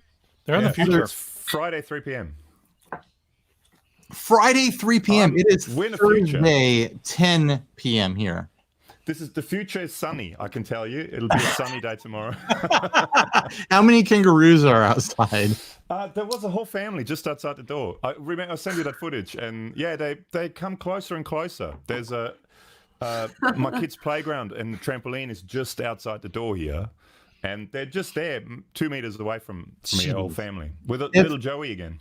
If I've ever got the money, I'm gonna come visit you. Yeah, please do. Like if we can let's get Rode mics because they're an Aussie company, right? Let's get Rode just sponsor some sort of TGU style thing and bring everyone. Can your mascot be one of those yabbies instead of a kangaroo? What are those blue lobster looking things? Here's Yabbies? my $2 shot. Blue Lobster Silver looking things. What? I swear, I just saw them. I don't know. I don't know much about animals and stuff. I just know kangaroos because they're just there. They're just there. It's a blue crawfish. Oh, yabbies. Oh, yeah, I've heard of yabbies. Yeah. Oh. Guys, we're about to break new ground. I don't have any outside the door though. We've never done more than 4. Whoa! That's PJ. Hey! What up, peeps? Indrek, this is the Kirkland bourbon from last week. Same Here we stuff. go. I'm roast beef. And roast beef. Wow. I got nothing. What did you guys? I mean, Gabor, you're gonna have dinner in a couple hours, I'm assuming. What did everyone else have dinner? Because the rest of us are in the same time zone. Dinner. I had lunch not long ago, so yeah. So I had some rice. future That's lunch. nice. Future lunch. Rice, yeah. Future land. Future lunch. That's where Yeah. Yeah, Gabor, what am I having for lunch tomorrow? for lunch, you will have some leftovers of that thing you're just eating. More roast beef. More roast beef. What'd you have for dinner, Sean? I had some sort of steak in like a fancy pan sauce. And Some no sort of big steak. deal. No big deal. We throw down here. You know, And no big deal. When you had a bunch of us over for that Christmas thing a year and a half Oh ago, yeah. your yeah. wife made homemade pasta. And I still think about that like all the time. Those homemade noodles, like Hey, honey, Ryan's talking about your homemade pasta, and he still thinks about it. Can you FedEx some to Australia? She says that's very sweet of you. yeah, I do all the cooking in my house. My wife. Hi, thanks. Hi, how you doing? Can't hear you at all, but it's fine. This is the only time that she will ever make appearances related to this kind of I was stuff gonna on say. YouTube. I mean, that's not entire. That's not. True. Well, I don't make you sit in the room with me as I shoot pedal demos. Yeah, but who used to do that? I make my did. husband do that. You do. She did used to do it, I but always did for a long time, and then I would just get so bored. Wow. It's pretty boring. My I'm like, wife. Sean, you're talking too much. Get to the point. It's my East Coast nature. And he's Californian, and Wow. it's like, come on, get to the point. exactly. To be fair though, you guys are in a band together, No, so it's no. like Yes, we are in a band together. there is a musical opinion there to be had. She's the one who makes like the producer decisions and is like, she'll be the one who tells me I do the take and I'm like, yeah, that was a good take, and like, no, you can do better. The first time I started doing the episodes, and I would just do takes over and over again of me trying to say the name of the show because I picked a name for our Oh. show with too many freaking S's in it. It's a rookie mistake. Yeah. Have you tried my freaking you- shows, mate? my wife is like, you're doing it just fine. Stop trying over and over again. No one can hear the difference. No, I'll seriously sit there and be like, Hi, Steve. Hi. 60 cycle hum. Damn it. 60 cycle hum. Damn it. 60 cycle hum. Damn it. Get Henny Well, to do it for you. I don't know if you're a fan of musicals, Ryan. Are you? I like some musicals. Yeah. Okay, so The Music Man. That's exactly what it reminded me of right when you said pick too many S's. he taught me a song with hardly any It's S's. a song with hardly any S's in it. One of my favorite movies of all time is a musical, and it's called Paint Your Wagon. I haven't seen that. It's got Lee Marvin and Clint Eastwood in it. Oh yes, Yup. yes. Yeah, And I remember that Clint one. Eastwood is like the young heartthrob in it. And he seems Yeah. like an angel in it. And All right. it's an amazing movie. I can't recommend it enough. I love that movie so much. The idea of Clint Eastwood being the young heartthrob is Yeah. one of those things that I feel like most Yeah. people these days just wouldn't be able to fathom here. Yeah, because you think like even like Oh. early into his career, he shifted into this hardened, snake-eyed, leather-faced creature, just with his expression and the way he looked, and then he went into the Dirty Harry era kind of stuff. But like just before all that, even all the the Drifter movies and whatnot, the Good, Bad, and the Ugly, like he was the teen heartthrob on I forget the name of the TV show. It was on Rawhide. On Rawhide. We got a new one. 6 people. Yay! I think this is the max. I think this is the most people we can put in the stream. The 6 people. Oh my gosh! Look Sorry. at all your beautiful Yeah. faces. Well, we got Are you 7. amplified, Mike? Are we? I am. We got 7 people here. Are we doing this all wrong because Mike's the only one wearing a face mask? Look, I Maybe. want to tell you all your Okay. business, but Well, Steve is on 5G, and that's how you catch COVID. So Yeah. oh yeah, you're right, huh? You're putting us all at risk. so Oh, selfish. shit. Oh, Fiber. it's blurring out. It's right there. Yeah, my No, fiber, it's my not. fiber optic internet is probably still going to be faster. Ooh. It probably is. This is gonna be tricky. It Though, I'll is. tell you what. Them's the fighting Oh, words. Mike, My has internet is blue. not fast. What do you got, Mike? Oh wait. Is that Oh, this is a Fire? screw top. Oh, That's embarrassing. is that Leinekugel? Whoops. No, it's a shock top. Oh, All right. Oh, that is embarrassing. That is just great. I'm glad Where's your- that happened in you're front of supposed the to whole have- world. You're supposed to have a full orange with that. Where's your full orange? Am I?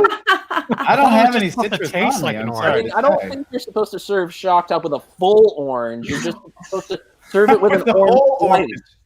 You're supposed to put it in the juice and then pour it in the bottle, right? You You're supposed to stick have it in. You, An entire orange, and you peel it, and you take a bite of it, and then you take a drink, Oh and then you take another gosh. bite of the orange. Why, Yeah, why you peel should. it? Yeah, Just you drink bite a into it shock like an top, apple. kind of like you drink like tequila. We take the orange wedge, drink the shock top, and boom, there you go. This is not true. Damn. only It's weak not. people Then you peel it. inhale You the just go, entire the whole cheeseburger. thing. Yeah. Yeah. Ryan. So I've got some citrus on my property, on my land that I own. Ooh. Look at you, Mr. know. Citrus. Oh, Mr. I don't have It's scurvy. that sweet. Ryan's a American coastal elite landowner. Wow. Landowner. Wow. American coastal elite. Look at the way you talk, Steve. Wow. You own something. Super rich. Wow. If this was the early 19th century, Ryan would be allowed to vote. Wow. Oh, I would not. my stars. So I've got a lemon tree, I've got a tangerine tree, and I've got an orange tree. Oof. And Fancy man. Such great songs about tangerines, man. oh, you gotta love tangerine Sir. songs. Yeah. And thanks for bringing it back to music, Emily. Oh, Dorky Dad with the Grain Belt Bridge. So you gotta- Minneapolis. I don't know what that means. Is I that don't a really know what it brewery? means. Yeah. It's Minneapolis beer. Ah, okay. Robot Master Switch is talking about shotgunning beers. I've never Have you done. ever shotgun a beer in a bottle? You need a straw. How do you shotgun a beer in the bottle? You Are put the straw in. You make sure that there's air going through the straw, and then you just open your gullet. Oh, I don't know, Real- man. Beer's already not fun. Why would I want to make it Yeah. worse? I I'm once just saying you can. I once got in a beer bottle drinking race with a friend in college. It was just Coronas, which is gross. Like a beer mile. No, it was like we had like a 12-pack of Corona bottles, and it was like, who can drink the fastest? And it's like, well, I'll give it a shot. And you do get limited by like how fast the fluid can come out of the bottle. But me being a homeschool kid who had all kinds of like stuff laying around, like all sorts of like educational stuff, we always had those things where you could connect 2 soda bottles and you spin it and like it does like a tornado. Oh my god! If I give this bottle a nice little twist, it's going to make a tornado and let the air through, and it's just Yes. through. How'd that work Yeah. out? Oh, I won. And then were you rushed off to the hospital for alcohol poisoning? No, because Oh, it was just one beer. a 12-pack in between 3 people. So Oh, like, you didn't Oh. put multiple beers together No. as the whoa. It's really No. hard to line your hands up on camera. no, Right. I was doing the tornado into my mouth, not into another bottle. And who said this is not an educational show, hey? Now, my next question, Ryan, is: can you run a mile? No. Wait, Trying to I put mean, together. realistically, how many Here can run a mile, how many really. musicians can actually run a mile? You know what? I think that you Okay, hit maybe Mike All can. right, Mike. I try to stay active. Good job. I try to stay active. you guys But running's really the only exercise you can do on tour reliably. I don't know if I don't know if I You can gotta run lift those I think amps, I friends. think You I can run gotta. a mile right now. you know what? Farmer's walks. You grab yourself a 15-foot cable, you got a jump rope. Is all I'm Oh saying. yeah. There you go. Yeah. There you go. 15. Is that how long jump ropes are? I have no idea, I guessed. They can be as long as you need them to be. This That's is true. That's You want them true. real challenging, make it real short, and then you have to leap over it. There you go. And they make the weighted ones too. Hashtag There's weighted ones. Yeah. Former athlete here. Grab your bass player's SVT, run up some steps with it. Oh yeah. man. I've been using because of Break your social back. distancing. I've been using Russian my quest. amp to do like lifts. Yeah, it's good for shrugs. Guitar cases to do these guys, whatever That's they're been the called. Lateral raises. Thank you. I don't use my know children. what anything is I just lift my called. children. And Gabor uses his children. That's good. The most Because the brilliant thing is, content. Even Everyone if you want to buy weights for sorry. I'll stop. Right? Everyone should jump over to Mike's channel and, well, first of all, subscribe, but also check out his exercise content he's been doing. Yeah. Amazing. It's like one of those things where, like, as a YouTuber, I look at it like, God damn it, why didn't I think of that? Oh, well, then maybe I should actually do follow-ups on that. I only You did should. You it should the do it one time. weekly right I'll now. circle back. You should do it weekly on that. You know, Yeah. Ryan, if we're gonna promote a channel tonight, no offense to Mike, but Emily needs 7 subscribers to make it to 1,000. And when you get to 1,000 on YouTube, that means you can start making money. Yay! Money, money, money! That would be nice. Is Thank it- you. Is that the money line? Don't you need to have like Yeah. 40,000 minutes of views or Yeah, something? but I mean, if you have 4,000 subscribers- hours. I've had 4,000 watch hours. You're there. You're there. You're you, about Steve. to enter the world of making dozens of dollars. Dozens of cents. The Yeah. pennies. So many pennies. Yep.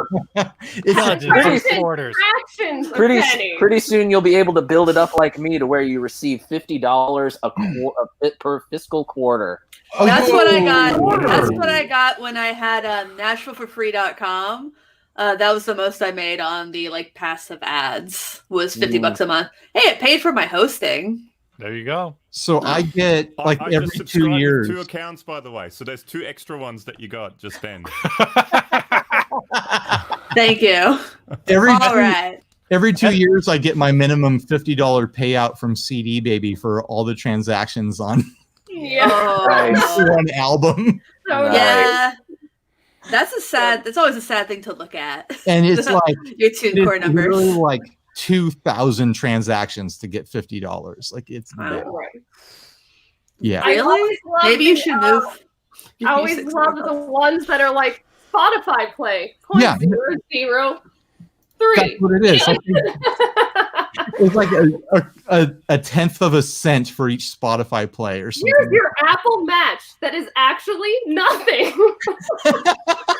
You That's owe them right. money. That's my favorite part of the CD Baby payout is like the rundown per transaction, and there's that Apple Music match. It's 0 cents. I've thought Why? about quitting Man. CD Baby. Wow, I don't have that. I have TuneCore. Every time I use one of my album's tracks in a video, just as like a filler or something like that, Yeah. they demonetize my YouTube video. Like, I guarantee you I'm making more money off this YouTube video than I am from CD Baby. So Wow. I figured out, like, I should just quit CD Baby, but then it makes it easy for people to find the album. What I need to do is just need to record some Dinosaur Ghost demo tracks and not include them through CD, baby. Yeah. And You then just I hit can use 1,000, by the way. So congratulations. Hey, thank you. That's awesome. That's huge. That Yeah. is huge. Thank you. How long have you been a channel? Like less than a year? I started doing demos really in September. Dude, like 1,000 since September is huge. Insane. That's great. It took me so long to hit 1,000. Like I've had help. I had to do like a giveaway contest to like try to get to 2K. Well, I had to have help. We almost all of us had to have help in order to get to 1,000. Like I didn't get to 1,000 until I went to the first GitCon, and I was just like, Wow. I was coasting at 700 for like 9 months, and then all of a sudden, like I announced that, hey, I get to go to GitCon, amazing, and then all of a sudden, bam, got close to 1,000, and it's gangbusters sort of ever since. Aw. There you go. That's the secret, Emily. You've got to get invited to GitCon, the thing that doesn't exist anymore. Hey, That's I'll figure it out. That's not what I've heard. What was that? Was it? You was heard it that GitCon still exists? Okay, I heard Listen like to your heart. I heard two questions at the same time. I don't know what to address. I'm but a wee babe. What is GitCon? So GitCon was the first YouTuber event that Henning Pauly started. Oh, So is this the thing that Ryan went to? No, it Yeah, was the one before no. I went to. This guy? Yeah, Ryan went to Toman Gear University. I went to GitCon. You went to GitCon. Oh, he went to Toman, GitCon. Steve, where'd you go? Steve didn't go anywhere. I went to NAM. This is like a break. Steve goes to NAM. Is NAM cool? Hey, Emily, What? where did you go? Did you go anywhere? I went to Summer NAM. Oh, very Would've been- prestigious. It was fun. I didn't go Gabor, there. you went to 42 Gear Street, right? I was invited to GitCon, but I couldn't make it. But then I went to 42 Gear Street, with That was with quite Ryan. a trek for you. Well, it's on the other side of the world for me, yes. So it's Yeah. a long, long way away. But, I mean, it's still like a 20-hour, 24-hour travel day for me. Like, how long is it for Yeah. you to get GitCon? It's about 26 hours of flying. It's Oh, not and- bad. Much worse than I Oh. did, but And then Wow. plus airports and stuff like that. So it's a day and a half. Good day and a half. it's awful. That's Dude, just when awful. my Hey, everything- Gabor. You're the only Yeah. person in this group I don't know. I'm Mike. Oh, hi, Mike. Oh, hang Yay. on. Hi, Mike. Hey, bud. I wanted to make sure you guys could see each other. Oh, thank you. Yeah, thank you for getting out of the way. Okay. Oh, when did your wife leave, son? I didn't even say goodbye. Oh, well. So, Yeah. so Mike Gabor is the super fun, awesome, happy time pedal show. The dumbest Oh, name ever, okay. yeah. I know exactly who that is then. Hey, It's a cute name. nice to make your Australia. acquaintance. You're killing Yeah, it. nice to meet you too. No, I mean, I've never met Sean in real life, but I've known. Hello, of Gabor. Sean. Oh, wrong way. Wrong way. Other way. Wrong way. No, wait, what? Hi, Gabor. And I've never met Emily before, but hello, Emily. Hey, good to meet you. Nice to be underneath you. Well, you usually. I'm loving this whole Brady Bunch thing. Thanks for wearing underpants. Yeah, anytime. I just put them on a couple hours ago. You just gotta breathe sometimes. Yeah, well, yeah. You know, you Say guys no know. more. All right, I keep going. I'm not embarrassed. Hey, I didn't have. I hope pants just don't before I tell my got hus- on this. Just don't tell my husband, okay? I never wear pants. All you see is up this way, so you know. So in a video that I'm going to publish tomorrow, in part of it, because I shot it over several days, I was wearing like these floral print shorts that I have. And in editing, I'm just like, man, those look bad. Those look so stupid. We get so much because it's quite hot in Australia. Oh, yeah. And we wear shorts sometimes. And I mean, most of the videos we film at Alex's studio, which is about a half an hour drive. It's stinking hot. I wear shorts, and then the amount of people that give us comments saying, "Oh, you don't wear shorts in videos." I mean, what's going on? So there's the thing I've noticed here in the States. People who live and I've tracked this. People who live in like New England, like New York, northern East Coast kind of area, have an extreme disgust for feet. Yeah. Like, even Yeah. feet, like they do not want to see feet ever. Where I'm in Southern California, where it's like everyone wears sandals. Like you go to church, Dude, and not the even just pastors are wearing sandals. sandals. Not even just sandals. Some people just walk around like the beach city areas just barefoot all the time. Barefoot. Yeah. And it's like, to see people freak out over feet is like a culture shock to me. Like, let alone shorts.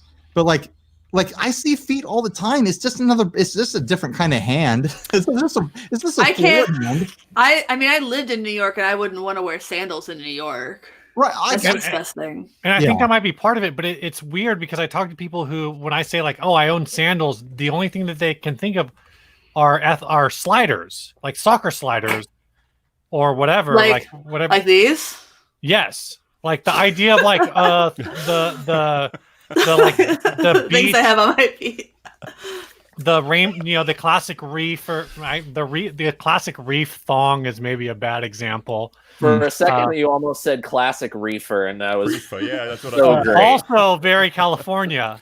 Yes, Yeah. indeed. So the thing my neighbor grows in his shed, the classic California reefer. So somebody asked this earlier, if we got a Patreon at $420, what would happen? And Ryan and I were discussing that if we got a Patreon at somebody pledged $420, we would do a Joe Rogan Experience style episode. Go grab some edibles and see what happens. So I was watching Netflix's thing on LSD the other night, and I'm not. Hi, Mike. I'm not a drug guy. I'm not a weed guy. I've never gotten into it. But every time I watch anything about LSD, I'm like, I think I could do that. I think I could be an LSD boy. I think I'm already like in that mental space. I think maybe no. It's a big. I know it sounds like a big jump, but it's like I've never had a dream that I consider like a nightmare. But I've had like dreams that I think other people would describe as a nightmare. I could see you benefiting at least from microdosing. But to me, like that sort of experience and that kind of I would do that. Like frightening thoughts and abstract thoughts and like being in a altered state of mind where the world is swirling around you. It kind of sounds like, where are you? You might want mushrooms. Yeah, sure. Like whatever kind of like does that kind of experience, like psychedelics. I think, and I joked about doing them at NAMM, and someone offered to provide them, and then I looked it up, and it sounds like a trip lasts like 12 hours. I'm like, at least I have to work. That's the only way NAMM would be tolerable. you got dudes. But imagine. Damn you it! probably would have started licking shit, and it's a bad time to lick shit. Oh man. Well, Henning can tell you all about that. Yeah, don't lick shit. Don't lick shit. I've seen NAMM Australian advice right there. I've seen NAMM go both ways, where I've definitely talked to the more successful builders who are like, yeah, usually like I smoke a joint after lunch just to make it through the afternoon. But I've also gone to the booths where the dude is clearly just gotten back from the parking lot where he was snorting coke. No, like definitely in the bathroom. Definitely there was a guy at Summer NAMM that I thought taking a nap, I assume. from doing heroin. He was my gosh. out in his High booth. five me. No, there was a guy. There was a guy Sean, a couple years ago. Other way, Sean. There you go. There we go. There was a guy a couple years ago at Winter NAMM who literally I walked into the booth and thought I was going to a sewage treatment plant. We've digressed and we've cut each other. Someone's got to do the sound effect. Come on. That's Mike's job. Mike's on sound effects. And go! Yeah, that was great. With the Foley work, thank you. Whoa, Wow, what's Steve doing? Steve? Well, hello there, Vlad. He's trying to green screen. That didn't work. Wow. Oh no! Are you that's not giving us a working. virtual tour of your house? Someone made a request today asking me to provide a high quality photo of the set here so they could use it on Zoom. Oh, And that's cute. I think I'm going to try to make that happen tomorrow. Just take a photo and post it around, and people go ahead, use it, have fun. My Just for husband's their- using just a for their photo of his background Zoom? office. Yeah, of his own office. He's so You know, creative. I know that StreamYard has like a green screen, but then Zoom just has backgrounds. I downloaded a couple like Batman the Animated Series like Nice. backgrounds Nice. so of the Batcave. So I got to try that sometime. But you I was also on a Zoom call the other day, and I gotta get a green man suit though, so then it's just your head or less. nice. Are you an animated series fan? Is that why, or is that just what you have? No, DC Comics made them available, but I am an animated series fan. Oh yeah, There's- animated series rules. Best Batmobile ever. In my heart, and in my mind, my soul, every part of my body, Mark Hamill is the best Joker. Absolutely. Oh, totally. Yep, I would agree 100%. with that. You cannot say there's a better Joker than Mark Hamill. I'd even go so far. Is the best Joker. Yeah, I'd even go so far as to argue that his animated series Joker was great, but then as the other Batman stuff started coming out, he would actually take a look at what had come and what people were liking in these new interpretations. And then when it came to the Arkham video game series, Oh yeah. that's animated series Joker just turned way the fuck up. So when that came out, I had like so a good. account or something like that, and I rented that game, and I played like a little bit of it. My wife came in the room and she sat down and she's watching it, and she's like, "You're not allowed to play this game without me being able to watch," because it was so entertaining. Oh, it's so good. Yeah, So good. so good. Like So good. I So need to good. get it again or something like that. Very cool. Yeah, very. Very cool. Very cool. So cool. Video game talk. Here we go, guys. Yeah. Are you running through a Line 6 product right now? Yeah, I'm using the Helix. Nice. I'm running my microphone into the Helix, and then guitar into the Helix, and using a single out to the computer, You're using so I can get them sweet tones. Am I the only one who doesn't own a Helix? I don't own a Helix. I don't own one. Someone's got a ground loop going. Ground loop. I hear rumble. Oh, Yeah, that's not me. nice. Kill the volume on there. There you go. A little bit of brag, guys. A little bit of brag. Here it comes. I was on the phone Hashtag for demo like, guy brag. I was on the phone for like 2 hours with Yamaha / Line 6 today. There's Sean. Well, isn't that nice? Really? They're sending me the Go, so I'm going to have the Stomp and the Go. And maybe when I'm done with the Go, Steve, maybe I'll let you borrow the Go for a while. Oh, that'd be fun. The Pod Go, and you can get to Learn how to know that thing. I can learn how to play guitar. No, you can use it for bass. I've dialed in all sorts of bass patches on the Atrix Stomp, and it's the same exact sounds and patches. It's just cool format. Oh, that's cool. It's a pretty paperweight too. It's a great paper. But then you can get familiar with it and you can learn how to use it and whatnot. But he was talking to me, my contact over there, a long time about NAMM, the future of the industry, where things are going and stuff. Like it was a good talk. It was a good talk. Just letting you know, humble brag. Just had a Is it good right? talk. Good talk with my friend. You know, Well, you we might not have were heard over of there. him. You might know. Yamaha, have you heard of them? Maybe you've heard of them. Maybe you heard of him. Is there 60 cycle hum signature series Helix product coming out or something? Oh my god. Oh man, yeah. if I had enough pull, I'd be like, guys, make a drippy reverb, and it would happen. But I don't have that pull. Yamaha's really interesting because when I actually so while you were filming Line 6 stuff, I was getting a tour of Yamaha at NAMM. And one of the things they talked about is like, I was telling us like, you guys haven't like what's new this year, and they're like, well, we have this kind of new acoustic guitar, but we haven't done anything with like everything else was like, oh, we have new colors for the basses. and we have new colors for the guitars. And I was like, well, that's really interesting. And they're like, yeah, as a company, our sales have been fine. So we just figured like, what, like, it's not like resting on our laurels so much as it's just like, we've been successful and it's been consistent and we make a good product. So let's just keep making good products. So, it's kind of interesting. That being said, when you were telling me you were talking to Line 6, I was kind of like, can you get me one of those Ampeg DIs? Just saying. Maybe I can. I don't know. We'll see. Steve, are you primarily a bass player? I guess. Hey, Mike, do you have headphones? I can get some. That'd be cool. If you can, it'd be nice. I'll try. One of Sorry, I'm us. bumming One everybody of us. out with my crap technology over here. No, I'm getting a little bit of No, it's 'cause echo. you're I'm echoing. thinking it's from you. Oh, you don't like the echo? Yeah. I'll turn it off. Could you turn off the echo on the Line 6 product there? Oh, is that what it is? The echo. No.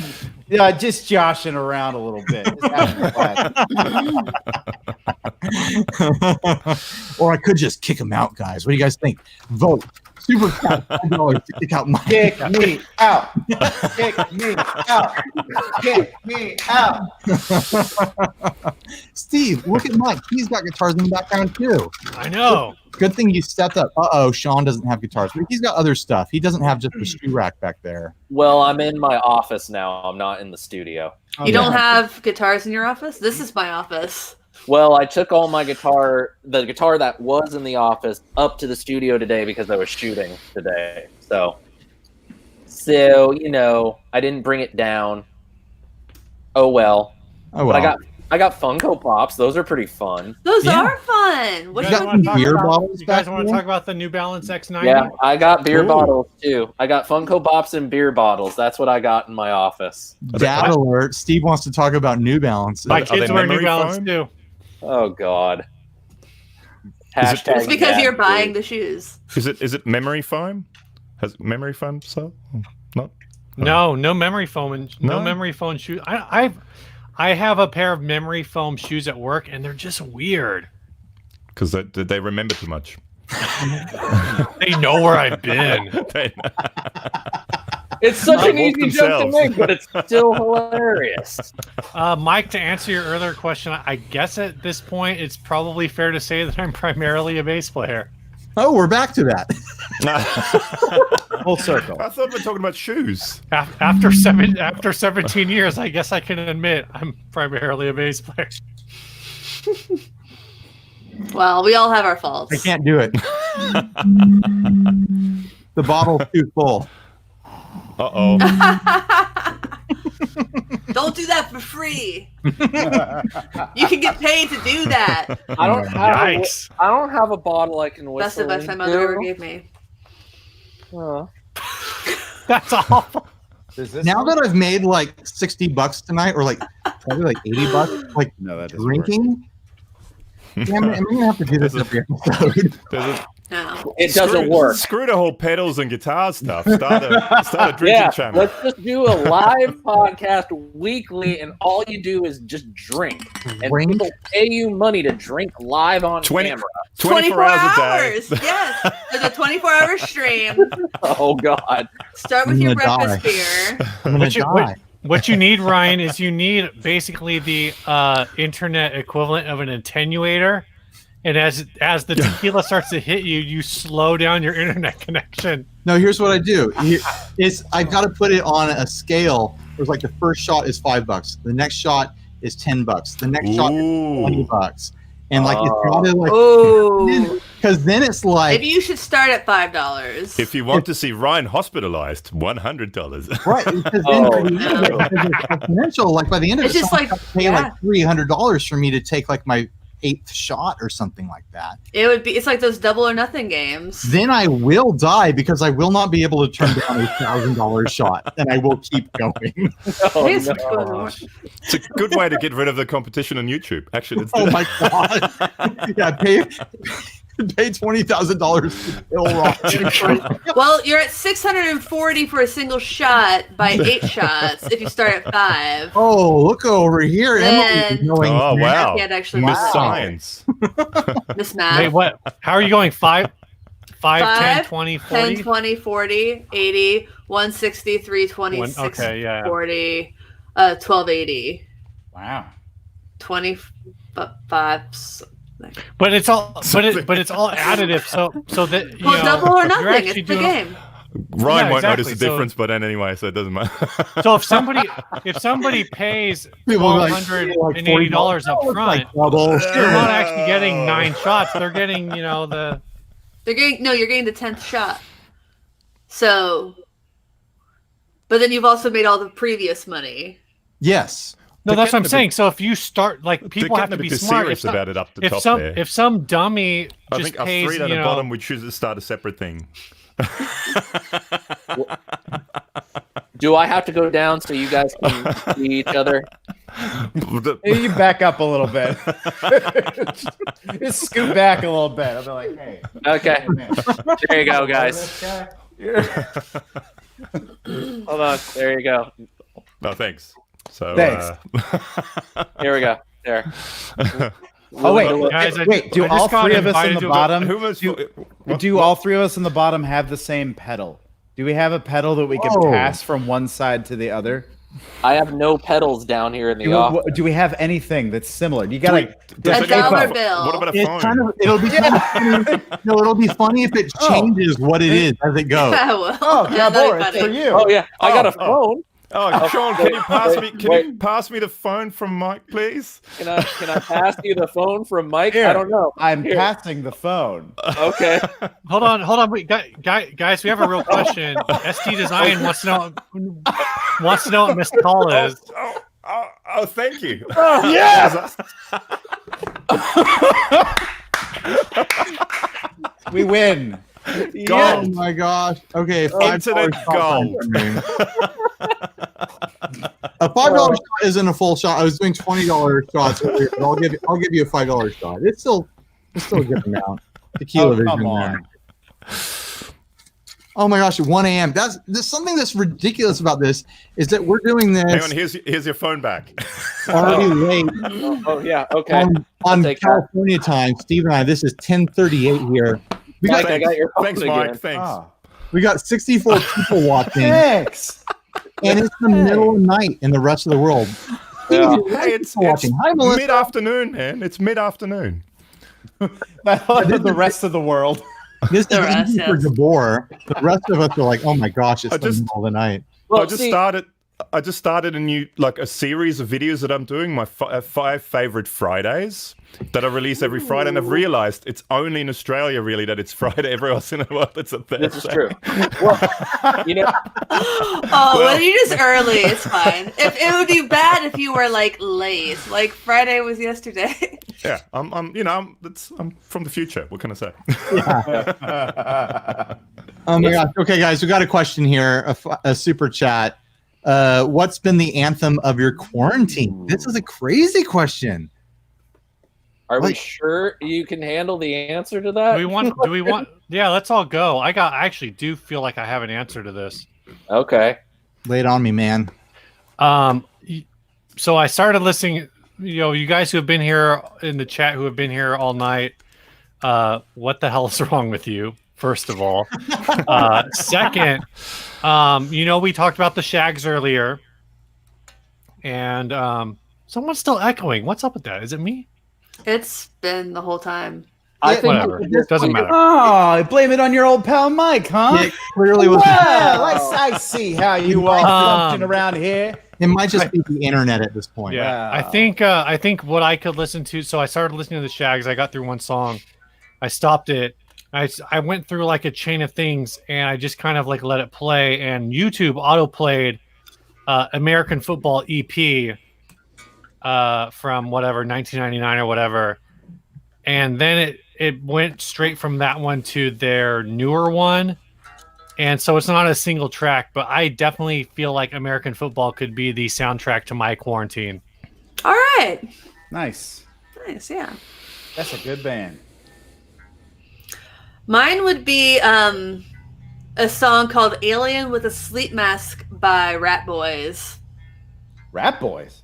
Ooh. Yeah. I don't know that Chicago band. band. They're from Chicago.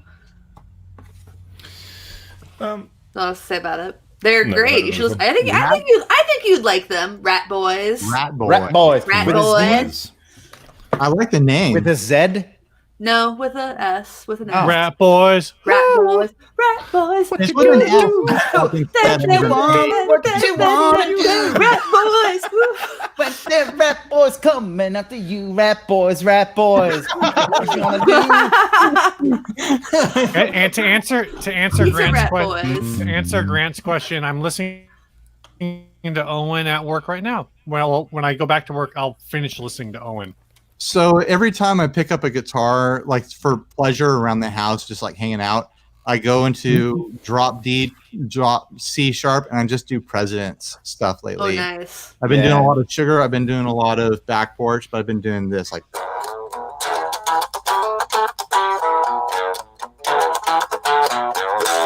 Nice. But you should, Yeah. if you like Presidents, you should make your kids listen to Casper Baby Pants. I know I've been meaning to get around. I've heard but that. We don't actually do a lot of like kid listening to music, Yeah. which is a bummer. But I've been meaning to It is. introduce them to Casper Baby Pants. My Or kids just only make them listen to listen to adult NWA. music. Yeah. The hard stuff. NWA. Put some Anthrax in there. Some Minor Threat because we Anthrax, gotta keep it PG sometimes. So who are we missing? We're missing Mike, Sean, and Sean. Gabor. No, Zex, we've And gone yours. clockwise. It's all the bottom. Oh, is it row me? people Is it now. my? I guess with it Steve, Emily, and okay, me. Yeah, I don't bottom listen to much boy. music at the bottom boy, bottom right boy. Power I Bottom don't listen to Boys. much Whoa! You guys are power bottoms tonight. They're Power Bottom. Wow. I'm sorry. I'm gonna have to Well, leave from now. now on, I'm going to listen to I'm the Shaggs. sober. That's for sure. Yeah. The Shaggs is my new thing. No, I don't listen to much music. The only time I usually get time to listen to music too is when I go to and from gigs, and that's when I listen to podcasts too. But I don't go to and from gigs at the moment, so I'm always home. And my kids, as soon as I put anything on I like, it'll be like, no, that's crap. So, but before this whole thing, I was listening to. I really dig Annie Clark St. Vincent. I really like her stuff. Oh, yeah. I've been listening to a lot of Incredible. that. And Portishead. That was another band. I sort of loved them back in the 90s and I kind haven't of got thought back into about them them in a now. minute. Oh, Yeah. amazing. So that was the other day when I got into my car for the first time in a month. Because I mean, as you To do make sure it nowadays. works. That was in a CD player because I'm old. I still listen to CDs. I don't do that Fandangle online stuff. Yeah, that awful. Yeah, like the pretty kids internet nowadays. stuff. That spotting-fying stuff. Do you need me to send you like a Bluetooth that attaches to your your 12-volt adapter? I don't get the joke. Oh, okay. What? Wow. What? Wow. Ooh. Soundboard. Sad I forgot about that. that. What have you been listening to, Sean? Honestly, I haven't been Okay, listening what to is hard? anything.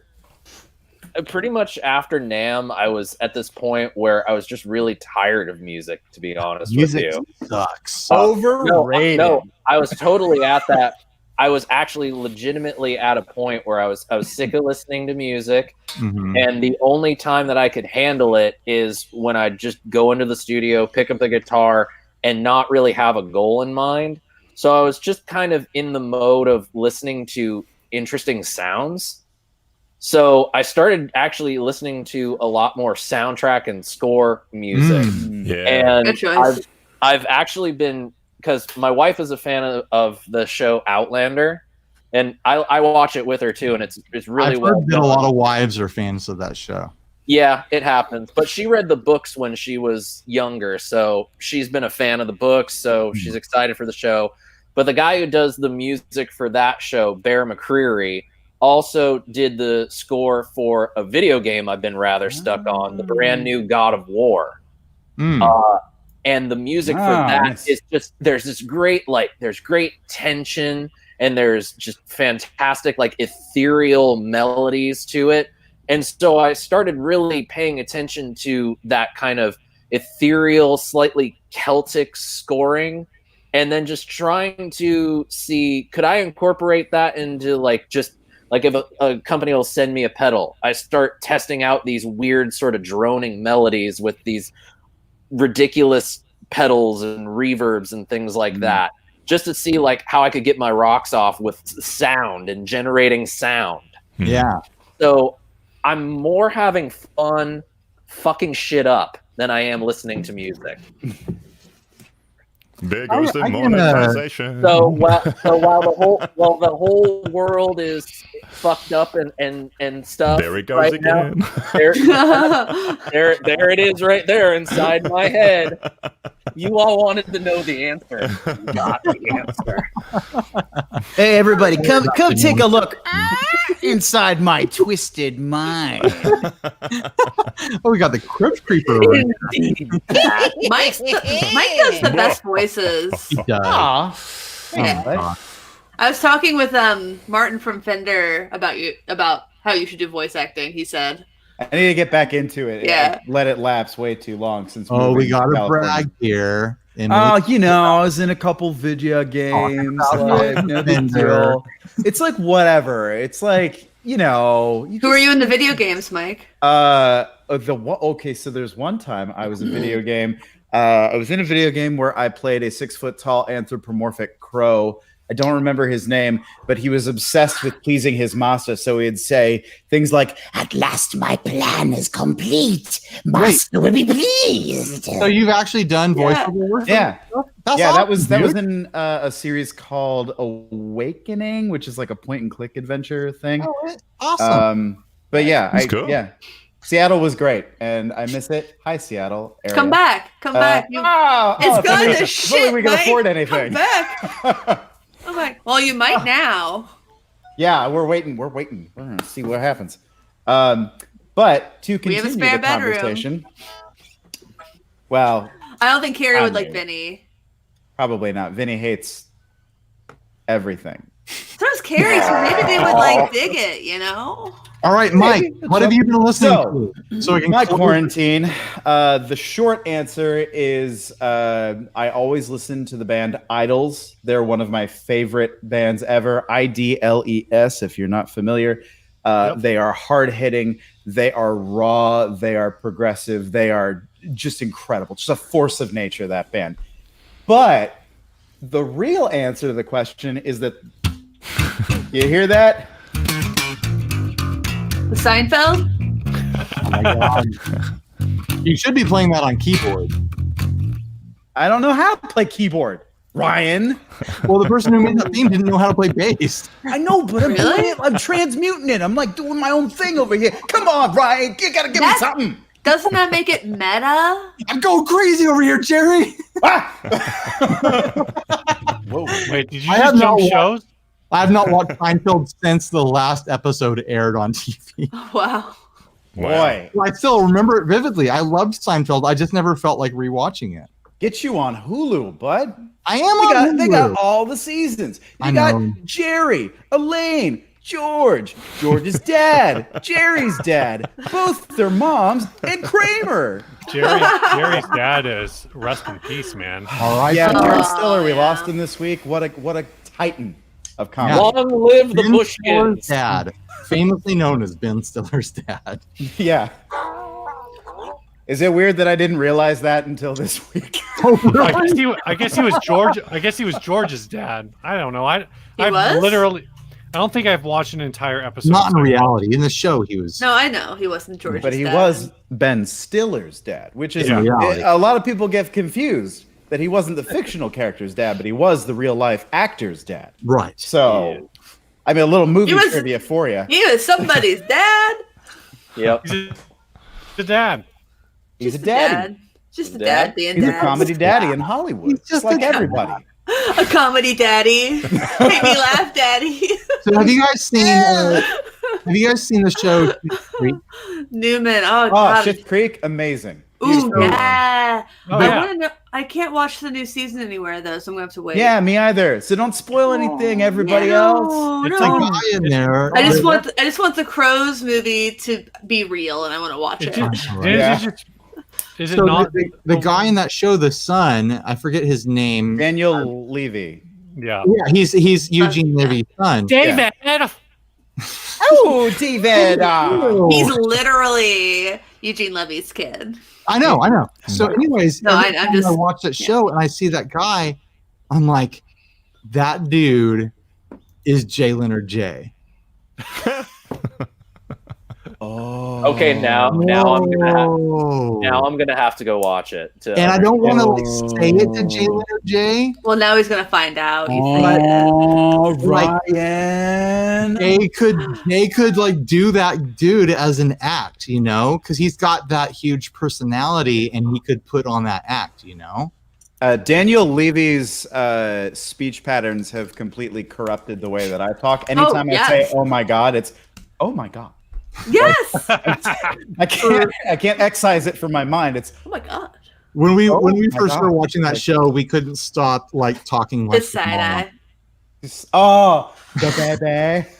Yeah, baby. Rick and my husband and I had a very long conversation about what makes her accent so weird. It's just like I think it's consistently the way she says her A sound, babies. Yeah. Well, my wife actually looked up like an interview with her because we were like, wow, this is like, Catherine? so crazy. And it's all very intentional.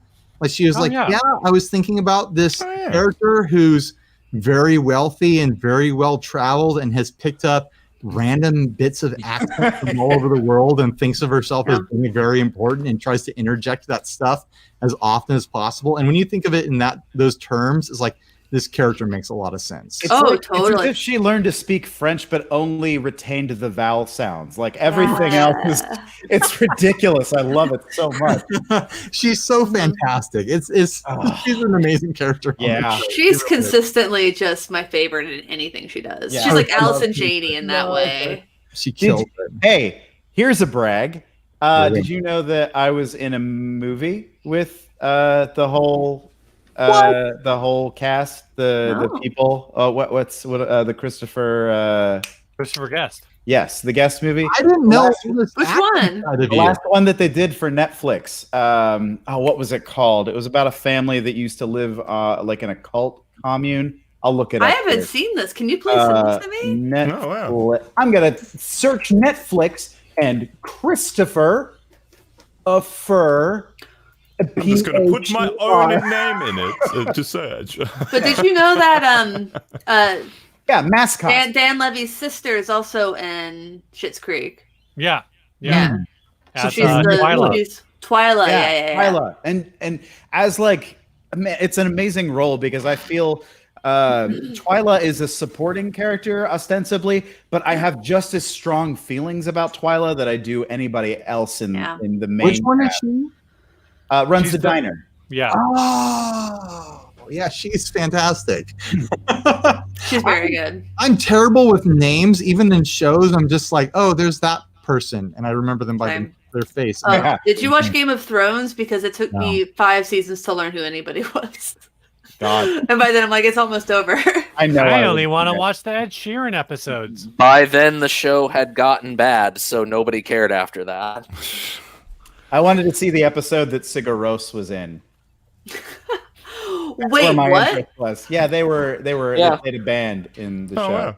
So Okay. I never Yeah. watched Game of Thrones because Me neither, where it's no. introduced to its existence is my wife's very adult, very grown up, in retirement uncle throwing the biggest hissy fit, a toddler-sized hissy fit on a Thanksgiving because we all expected him to be at the Thanksgiving table instead of watching Game of Thrones as it premiered. Wow. Wow. So it's like, if this show makes this adult who is normally pretty straight-headed act like a baby, I'm not interested. But it was on a Sunday, and Thanksgiving's on a Thursday. Well, it was, I know you're doing the math here. It was an extended family thing. We were doing it on a different day. Ah. Okay. Good to Yeah, see. Sean. Friggin' Fact checker. Just a little wet Snopes sleuth over over Snopes here. over here.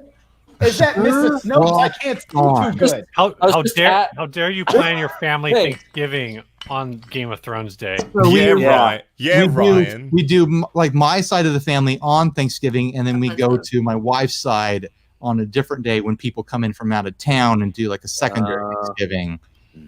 The Man. secondary Thanksgiving. I remember a friend had a gig on the night a season of The Office premiered, and none of our friends came to her show. I was like, "You all are bad my people. God.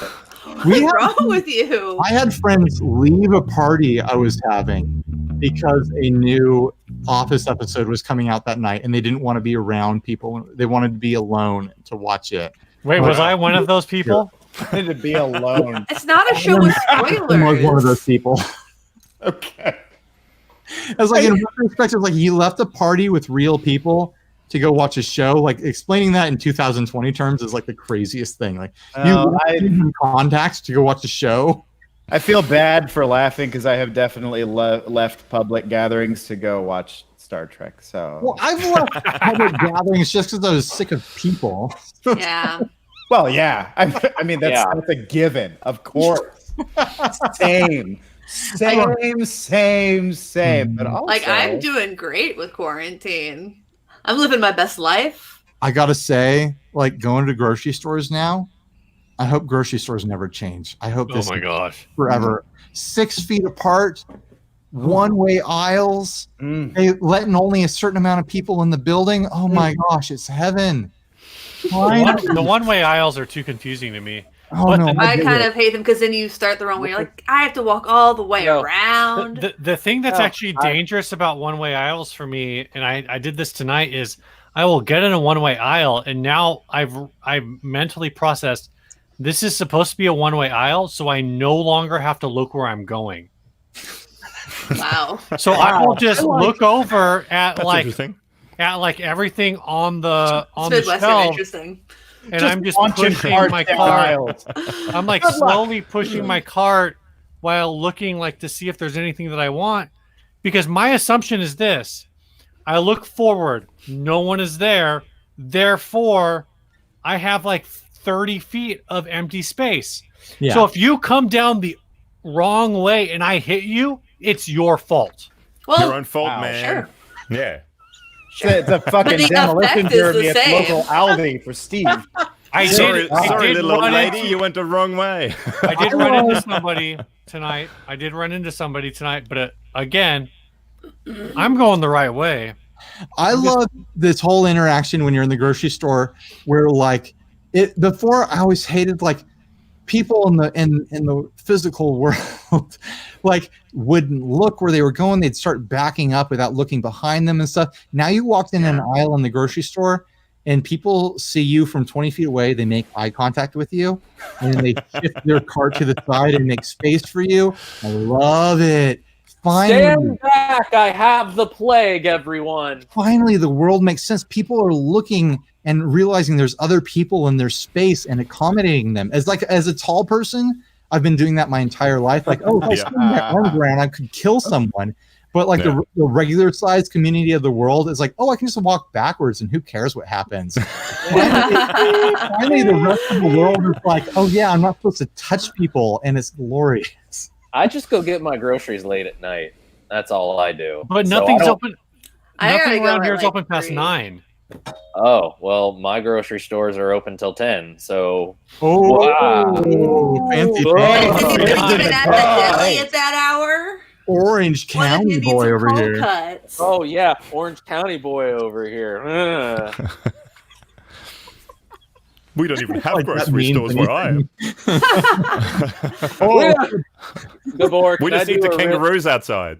Gabor, can I do a really thick, really bad Aussie accent? You won't get offended right now. No. I don't care. Okay. Australians don't get offended. Okay. I'm not Okay, even Australian, really. We so- don't have. Are you grocery from New stores Zealand? down Where are you here from? Where we care about. Austria. We just- I thought you said Austria. you weren't really Australian. He's Yeah, I'm Australian, from Austria. Austria, Born and bred in God. Austria. which is very It's only, confusing. it's only a few letters. It's only a few letters. Okay, Sean, lay it Sorry. on. You got interrupted. I want to hear this offensive Australian accent. Yeah, go, Sean. Yeah, we just we don't have grocery stores where I come from. We just have kangaroos out back. We just slay them in the yard and we just throw them on the barbie with the shrimp and the No, that's really good. That's a great accent you've got there. That's you call that Nashville?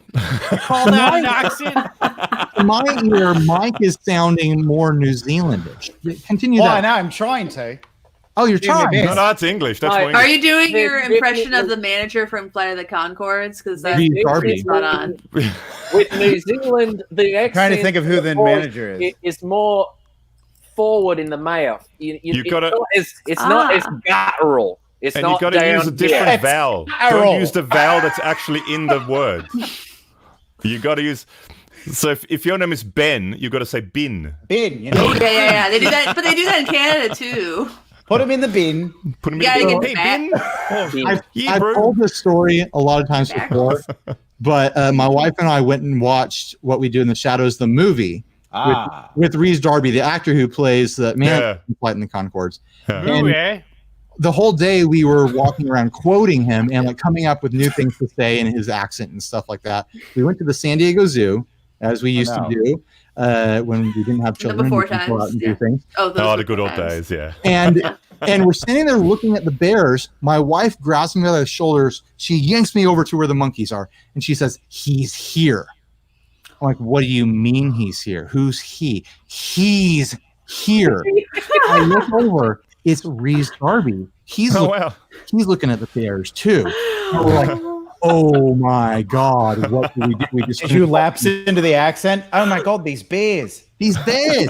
No, These like, bears. we Look just at him, they're Bees. huge. Bees. we Bees. decided like we couldn't do anything. There's nothing we could do to interrupt his day that would like add to his day. We didn't want to disturb him, but we definitely wanted to be close to him. So we just kind of casually went back. Just creepy Casually followed following. we creepy followed him and went back to watch the bears and acted like we were watching the bears, but in reality we were listening to him have a family day with his wife and his children, and his children are the most beautiful foul-mouthed creatures on the planet, and they were just making all these dirty jokes about the bears and the animals and stuff like People that. from New Zealand And generally. like, look at these fucking bears. Look at these bears. And Look at these fucking bees! Bears are shitting everywhere! Yeah, look at these fucking lions, eh? Fucking crazy over here! Oh my God! and it was glorious. And there was a moment where we were walking back towards him where he made eye contact with me, and we made eye contact for a second where I did my thing where it's like, oh, I made eye contact with the person in my space, but I'm not really looking at them. But he had this look in his eye like, not today. Like, I'm with my family today. And so I respected it, you know. But I love that man. I love What a baller move to have that look down pat where you can see, you can feel someone's approaching you and you just go, yeah, not today. I've worked hard for that one. I haven't worked hard enough, clearly. That's the look I put on when I go. It's all in the eyes. That dude's need that tall, by the way. intensity. That dude is tall. Like on TV, he's like this big. Really? He's as tall as me, at least. He's like 6'2", something like that. Correct. Oh. Right.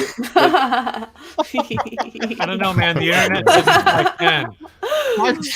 I don't think he's. You shall not pass. Maybe it just seemed big because I was impressed that he was there in front of me. I don't know, but he seemed bigger than Maybe you expected him to be smaller than he is. I expected him to be like people are 5'3". So then anything bigger than that seemed like Yeah. significant. Yeah, I had a friend who was on a plane with Jessica Biel once, and he said that her head was very big. And I've heard that that's common among Hollywood types. So I've heard the same about Tony Bourdain. yeah. Oh, I heard that. Yeah, very big head. Very big. Very head. big Yeah. head. I have a big head.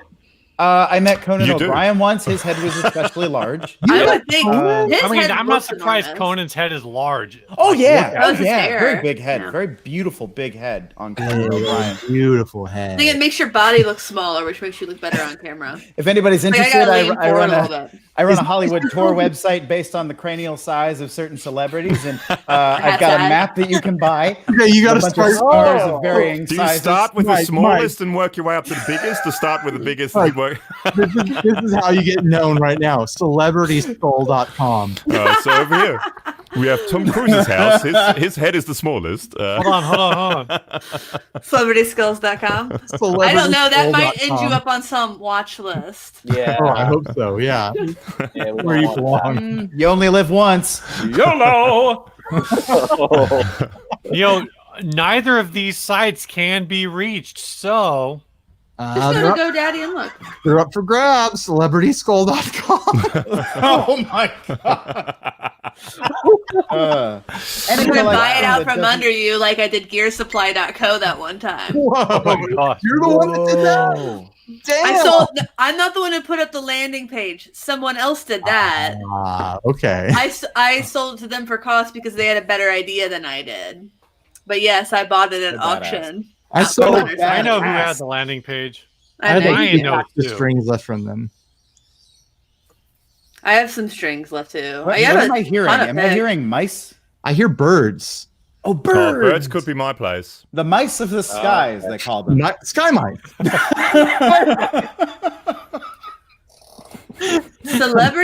CelebritySkulls.com is taken, Yeah. but you can buy it at auction, perhaps. From an Emily.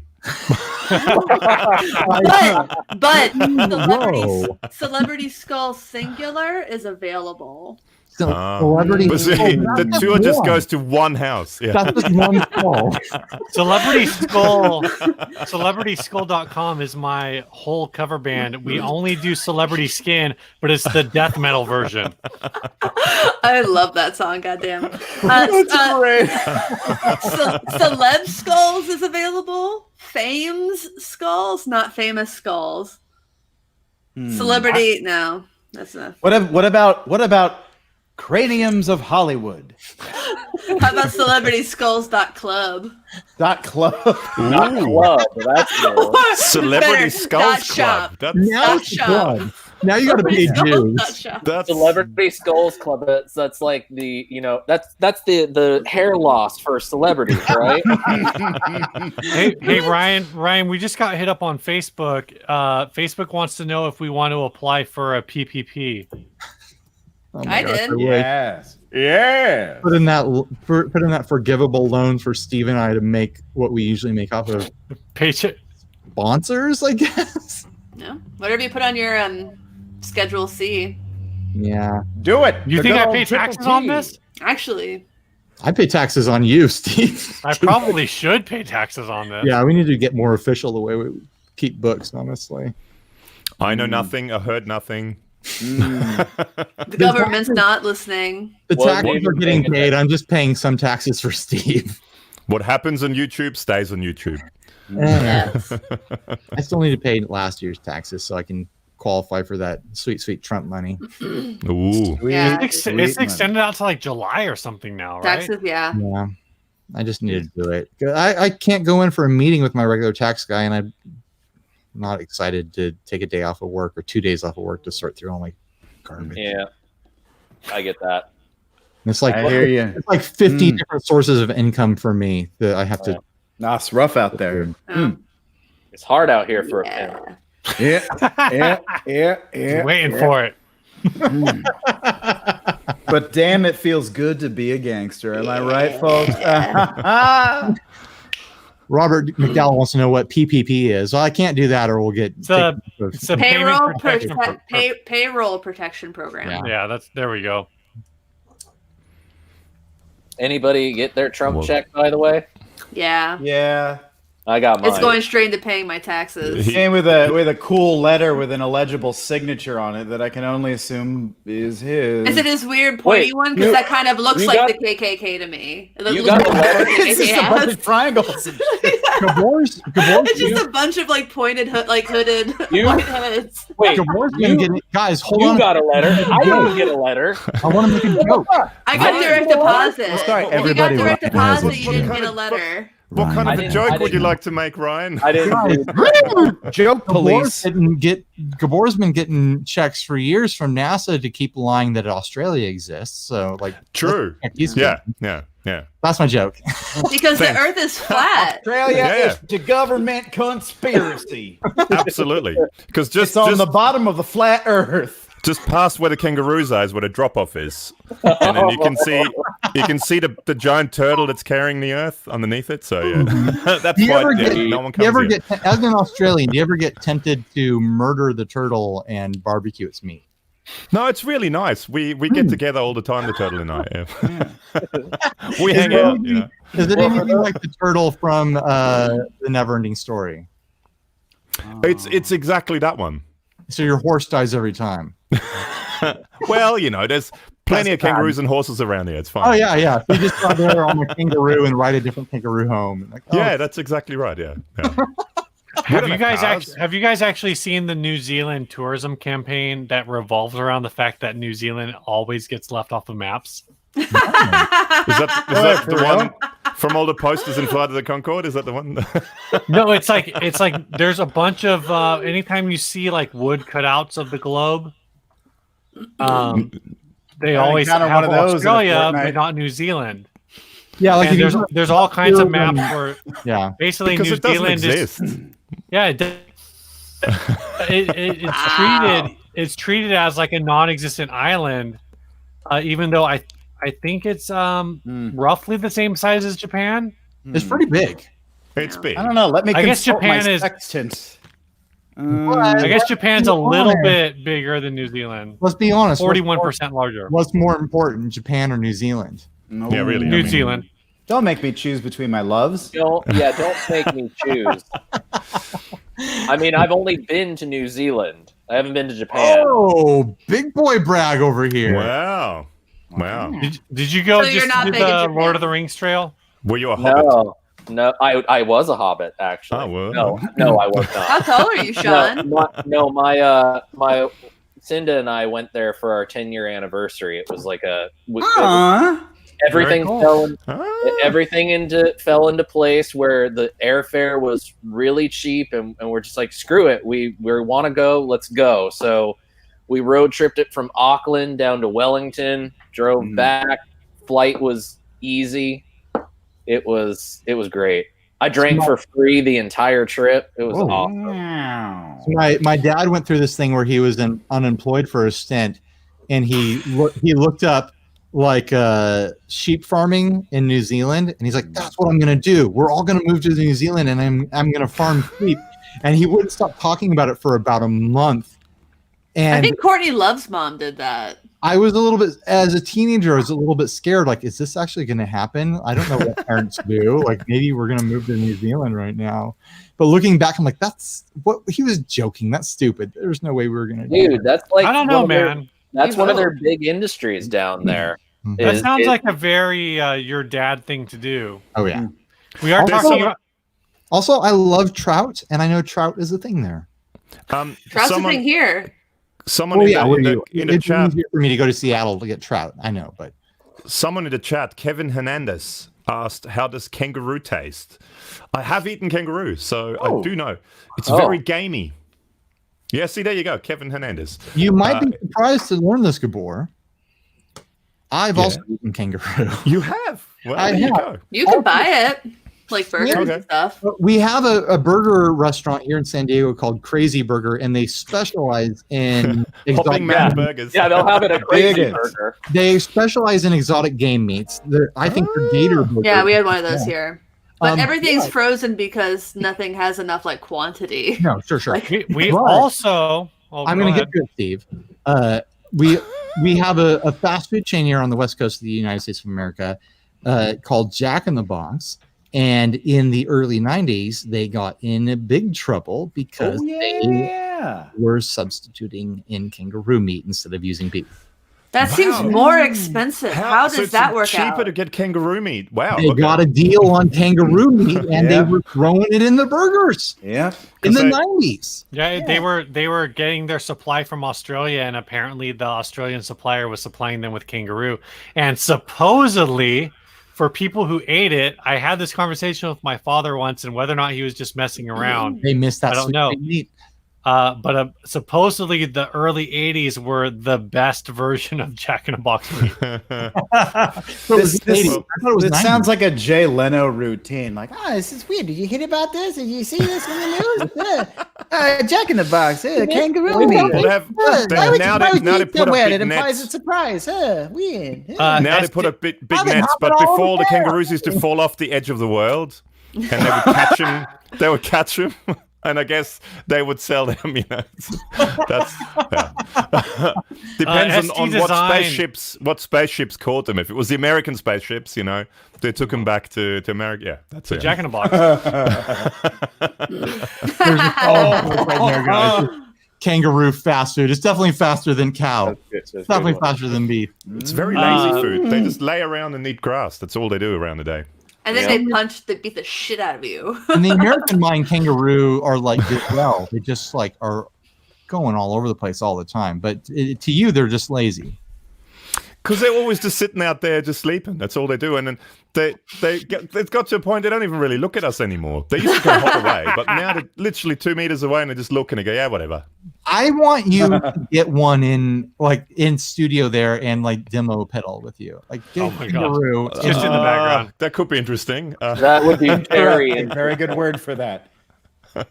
Dangerous. Yeah. I want you to be like, what pedals can fit in a kangaroo's pouch, and make that happen. The inside of those pouches, I think it's probably gonna get pretty so disgusting. many emails though. The Joeys, as they get bigger and bigger and bigger, they stay in there for quite a long time, and then when they hop out, it doesn't look nice. You can see what it looks like in there. It's not pretty. Because there's quite big Joeys that are still. So it's like in a the wizard. pouch. It's like a wizard sleeve. When What does this mean? Yeah. Hold on. Yeah. Mike knows what I'm talking about. Hold on.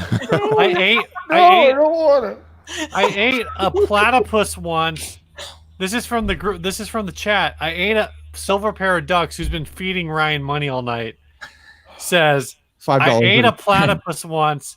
Tasted like Karen. I ate a plateau. That guy's wasted. Karen. Tastes like Karen. Oh well. What does Karen taste like? I want to speak to the Sounds like manager, talking to Karen. the manager. Let me explain a little Karen- something to you, Steve. Karen tastes like bottomless margaritas and mozzarella sticks from And Applebee's. hairspray. And Are you hairspray and hair sure dye. That's what I was gonna say. Yeah. I was thinking Red Lobster, but Well, would Karen taste like bottomless margaritas? Hey, or that was my bottomless hometown. mimosas? I know. That's my That tweet. Wow. Yeah, I thought he good old was York, about to get Pennsylvania, rocked. staying relevant. That made me very proud.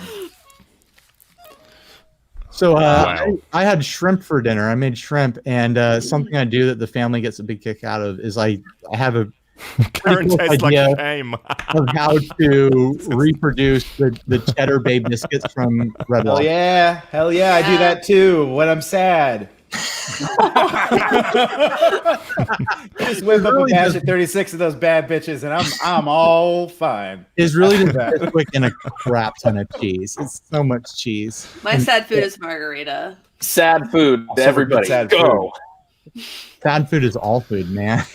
I would All say food. I don't discriminate against food. All food is happy and sad food. It's sad. when I'm sad, I may Happy. maybe make a meatloaf.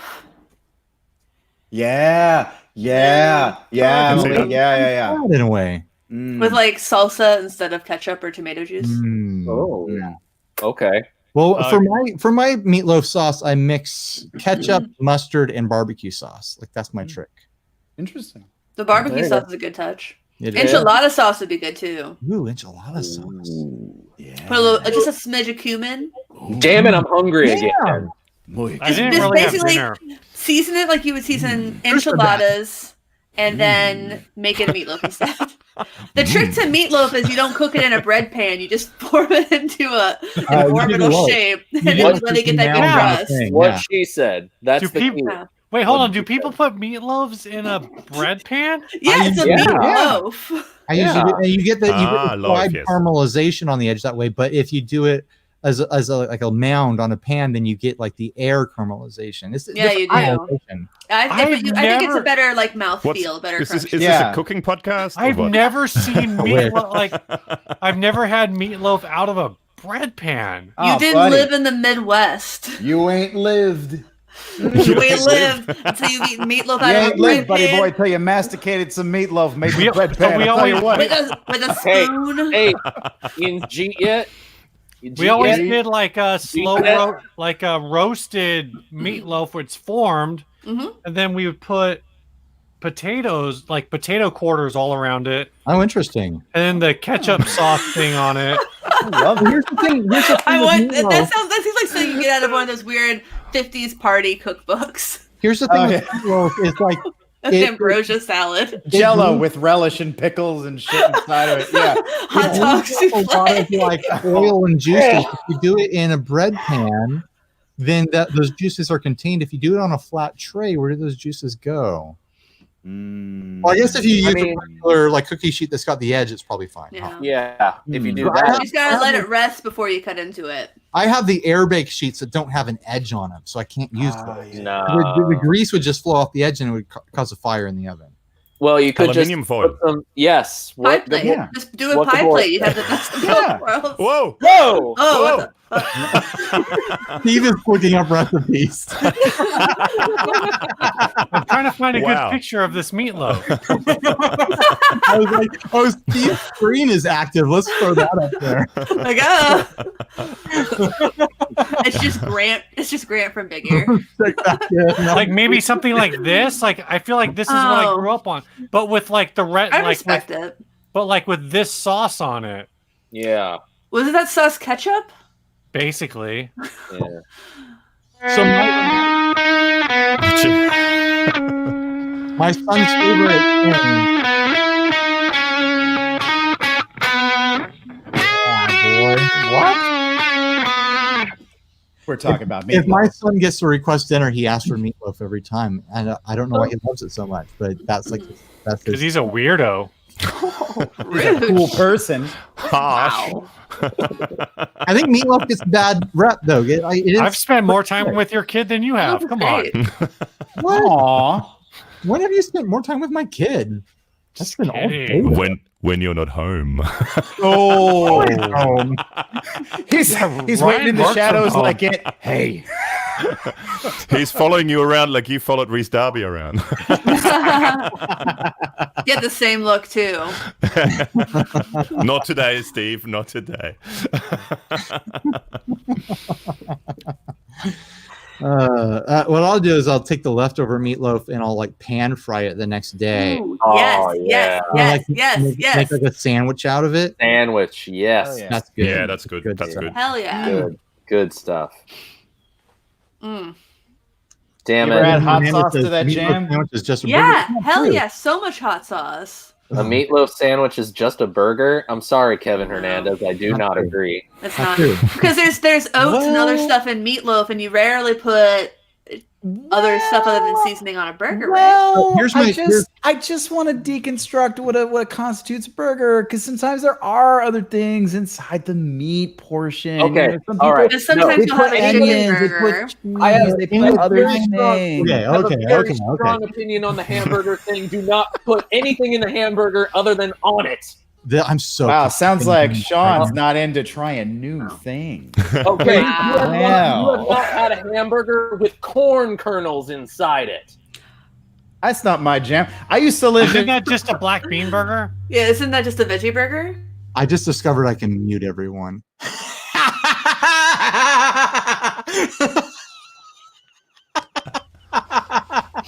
Okay, I'm unmuting everyone. That was like maybe the third time I've given the finger in this podcast. For a Here's my thing. second, I was actually wondering, wait, has Ryan had a burger with corn in it and is he pissed off at me? Oh, well. Here's the thing: if you go to a restaurant and they're putting anything in the burger It is explicitly spelled out on the menu. It is a special item. If you're getting like cheese embedded in the burger, if you're getting onions embedded in the burger, anything like that, it is not. They are telling you so you know there's something extra going on. It's not normal for a burger to have the beef mixed with anything else. Yeah. So yeah, you could technically do that, but like you think of a meatloaf. A meatloaf is ground beef cut with a generous stop acting like you're muted, Mike. You're not muted right now. He's acting like I still have him muted. Mike doesn't lie, Ryan. He's a consummate gentleman. Cutting out. No, I'm doing that on purpose. Fuck you, dude. Wow. A meatloaf is cut with so much like bread or oatmeal or whatever you do, and then I put onions in mine. You could put all sorts of stuff. Yeah, I put salsa in mine. It's so divorced from what a hamburger is. It's not a hamburger anymore. Hold on, I gotta read this comment from Mute That Bozo. A real meatloaf sandwich is 2 pieces of bread and no filling. Because 2 out of 3 ain't bad.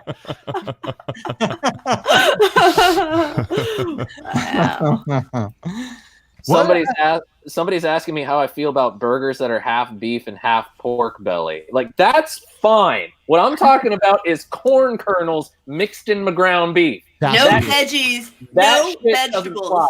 I feel like this is a very specific thing that's happened to you. That's too close. It did happen to me at GitCon. Ooh. Dude, the Germans, the Germans. The German catering company. They were fucking with you. Hamburgers with corn in it. So Gabor, do you remember? Did you go to the American sports bar restaurant we went to when we went to HP 42? Were you there? I think so. What did you think of that burger there? It was like a burger bar. Remember that?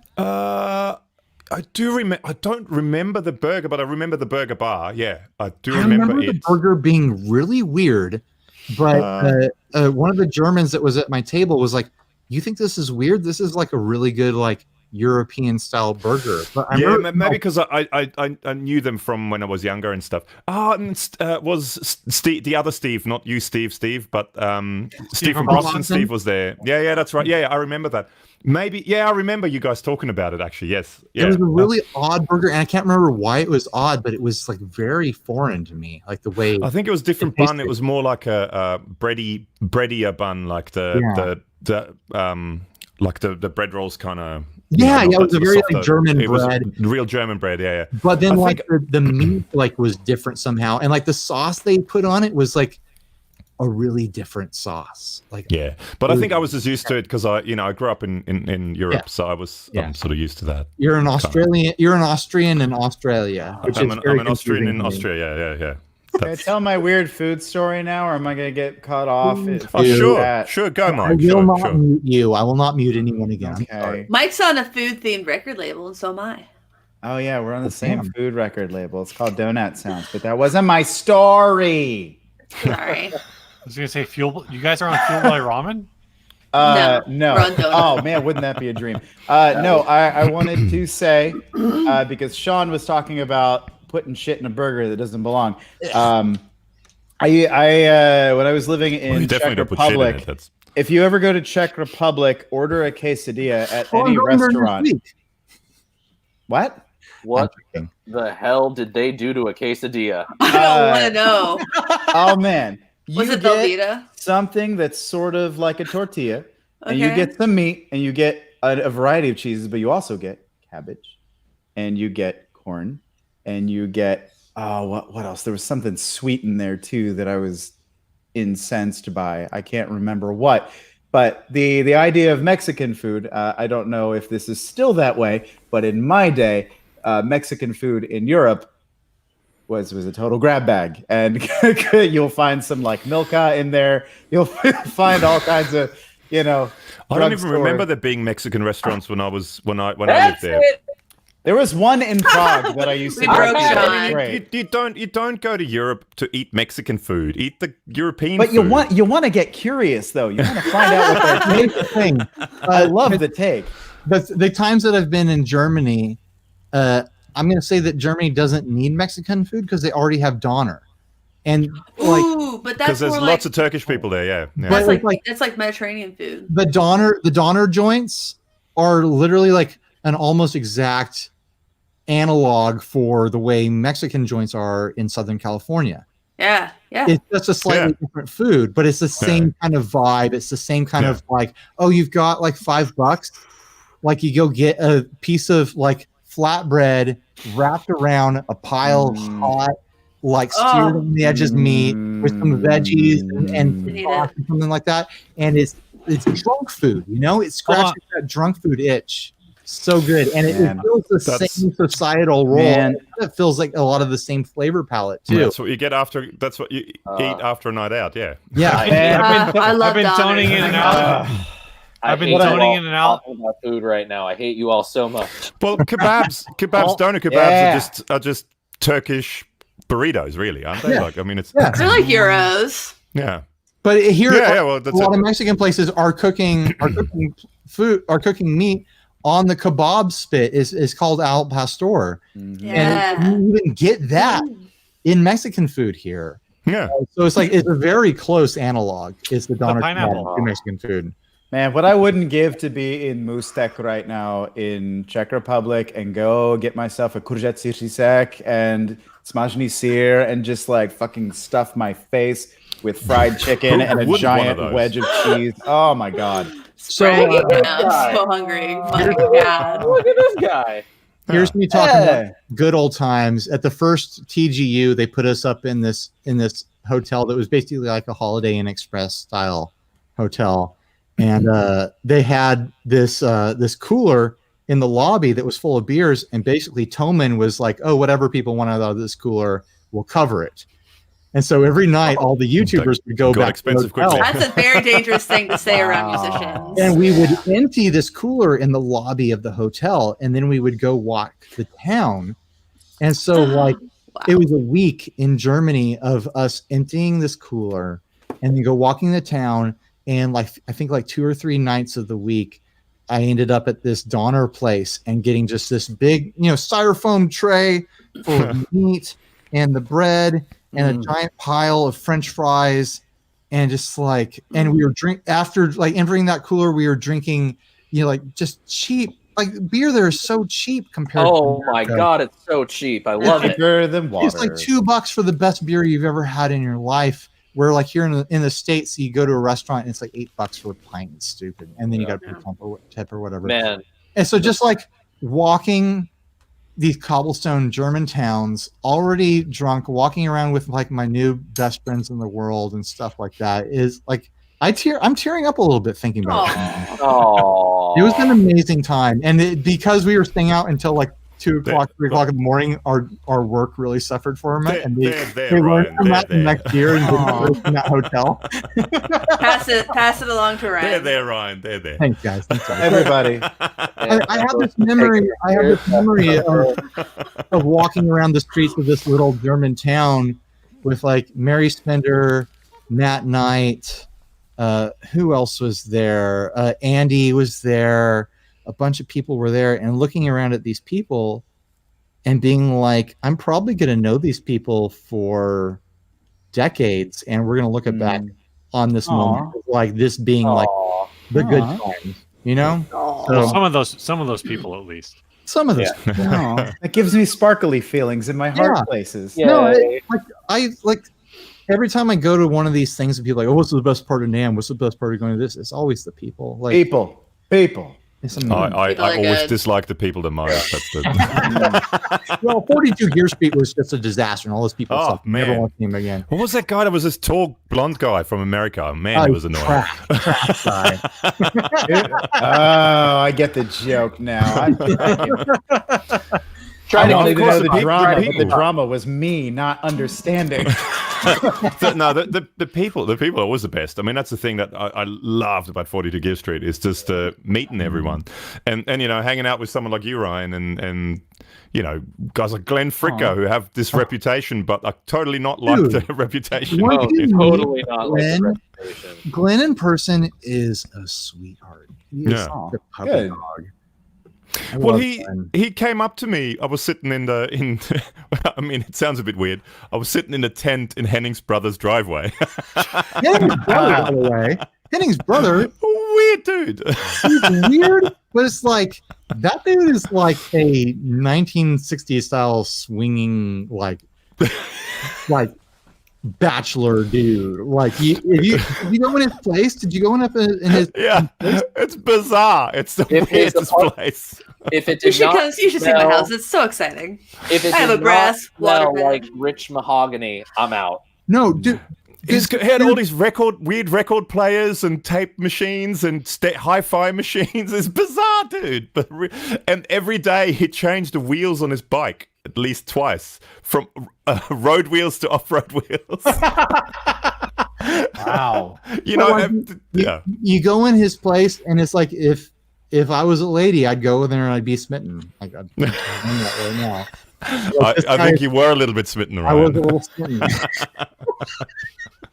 Well, I was anyway. I don't know what but everyone else. But It was like an audiophile kind of like yeah. in there. Yeah. He was an odd dude, but Odd dude. yeah. But what I was saying, anyway, his driveway, there was a big tent. You know, that's where everyone was hanging out. And Glenn came up to me and goes, "Oh, well, let's get you some more subscribers. Come and do a video with me." You know, that's how nice is that? That's nice. Man. Yeah, Yeah, Glenn's great. yeah, he's a good dude.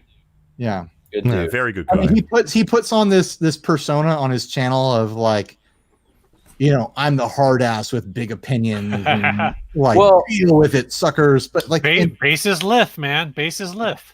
I mean, having been and worked in the studio environment, I totally get where that Okay. comes from, because Yeah. what the stuff that he puts on the channel, and he puts on that I don't want to say act, because there is a legitimacy to what The he says. crustiness. Yeah, that Yeah. really, you have to put that on in that environment, because Yeah. you do run into so many musicians that are like that. they're just And so- dumbasses. Yeah, Yeah, and the sure. only way to get through is by being crusty right back to them. Yep, Yeah. yep. And also, you know, like with any person, there's stuff Glenn says that I don't agree with. There's things that he thinks that I don't agree with. You know, yeah, Gabor's like, oh, really? Really? Like, Hell. as a person in person, like it, you know, like anybody that I enjoy being around, I really enjoy being around Glenn, and Yeah. I've had some really great conversations with him. So, I Yeah. thoroughly enjoyed everyone who was there. That was mhm. yeah. Except for been- this tall blonde guy from America, but Oh, who is that? Just kidding. I tracked that. Just time. I get it. Ah. I get it. Pasty asshole, loudmouth, pasty asshole. who, for whatever reason, just stood in the back of some of my videos. I don't know what, and just made faces. Too tall. He's too tall is the problem. Hey, I gotta say, Ryan Cam is the greatest thing in the Yeah. history of YouTube. I'm sorry, but it is, and it I needs wish I to could come help. back in one way or another. I made my wife watch those videos. Like, you got to watch this video. It's just the best. Besides, are you and Andy the two tallest dudes at 42 Year Street? Gabor, you're pretty tall. I'm 6'5", yeah. So Oh, I'm wow. one of You're the- tall. Pretty the tall. tallest there. He's You only probably are the three. tallest dude there, yeah. 'cause One I of think the- one of the I feel like main Andy's guys. about 6'4". Is He Andy wasn't there. tall? He wasn't there. Yeah, Andy. he wasn't there. He Oh, was Andy wasn't there. No, Okay, I'm thinking of we made lots of TGU. fun of him. And he's No, not he wasn't tall? there. Yeah, Sorry. he wasn't at 42 Gear Street. But he's at the TGU. That's what I'm thinking of. Yeah. No, one of the guys from Mayonnaise, and he was massive too. He was Yeah. he was like my height. I don't know which one of them he was, but some Polish guy. But he was about my height, but about 2.5 times me. But not fat, but muscles. He was 18 feet tall. It was incredible. He just Gigantic. had all the other guys from Mayonnaise on his shoulders, and he walked there from Poland. He held the plane up. Like the planes are taking off. He holds it up. And like His cousin is the guy who stands on top of the turtle holding up the flat Earth. When we were on tour in Denton, we saw the Flat Earth house. Oh, Should- good. Is there a flat Earth house? Yeah. Yeah. It's just a guy who's like painted all over his windows that the Earth is flat and shit like that. Wow. You know, Wow. I don't agree, but I do admire the commitment. It's rare to Well- find something to believe in in this crazy world. Well, I know it's So- true because, like I said, the end is just over there. But It's right over there. Yeah. Tilt the Our camera backyard. so we can see it. our backyard backs on to the end of the world. But, You're always throwing rocks over the end. yeah. Seems like And that would those make your lasers shoot it insurance straight rates away. kind of high. Just a little bit, yeah. Well, the next time there's a big rainstorm, your house might fall off the planet. So you Yeah. gotta Yeah, be it's concerned. impossible to insure. It doesn't rain here. That's just a made up thing. Don't worry. That's part of the Sorry, problem. we can't insure you. You're too close to the edge. Sorry, your premiums are going to be crazy, mate. Sorry, I said mate. I'm sure I'm that's not moving. New Zealand. Maybe move. I don't know. I don't know. Oh, Wow. where did Steve go? I don't know. We all stayed there. Steve, you Why- know, why- man. Why Steve, has it Steve. turned to chitty chitty bang bang all of a sudden? He was taking his pants off. We're all chimney sweeps over here, you know. Oh, right. See that we might see Steve knew too much. He fell off the end of the world now. Did he I'm leave taken or did he out. just stop The- his camera? The Black Ops turtle was came showing up and took him. Black Ops showed up. In the Yeah. I'm going to be next. Ah! Oh! They're getting everyone. Oh my god! What was that? I thought YouTube was going down. I'm scared. Oh yeah. Oh, yeah. Hello? Yeah. What? Hang on, What's that? What's that? What's that? No!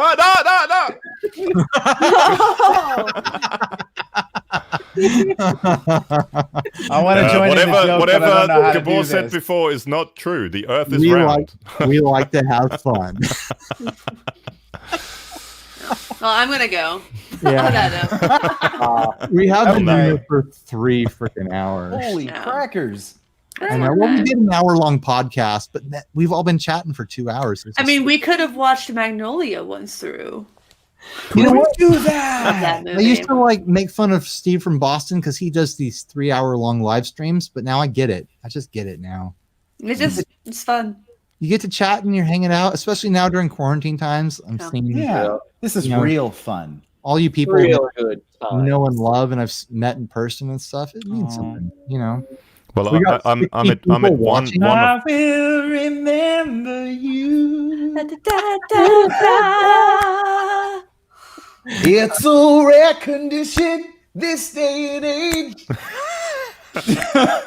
To read in the good news, the newspaper page. Love and tradition and the grand design. I don't think I can remember. I don't remember the next part. Good job, buddy. Some people say Some people say. it's even harder to find. Well, there must be some magic glue inside the wall. inside of you all. Solid. Solid stuff. Oh, man. Was that The turtle It's let not Steve the go. real Steve. what show was that?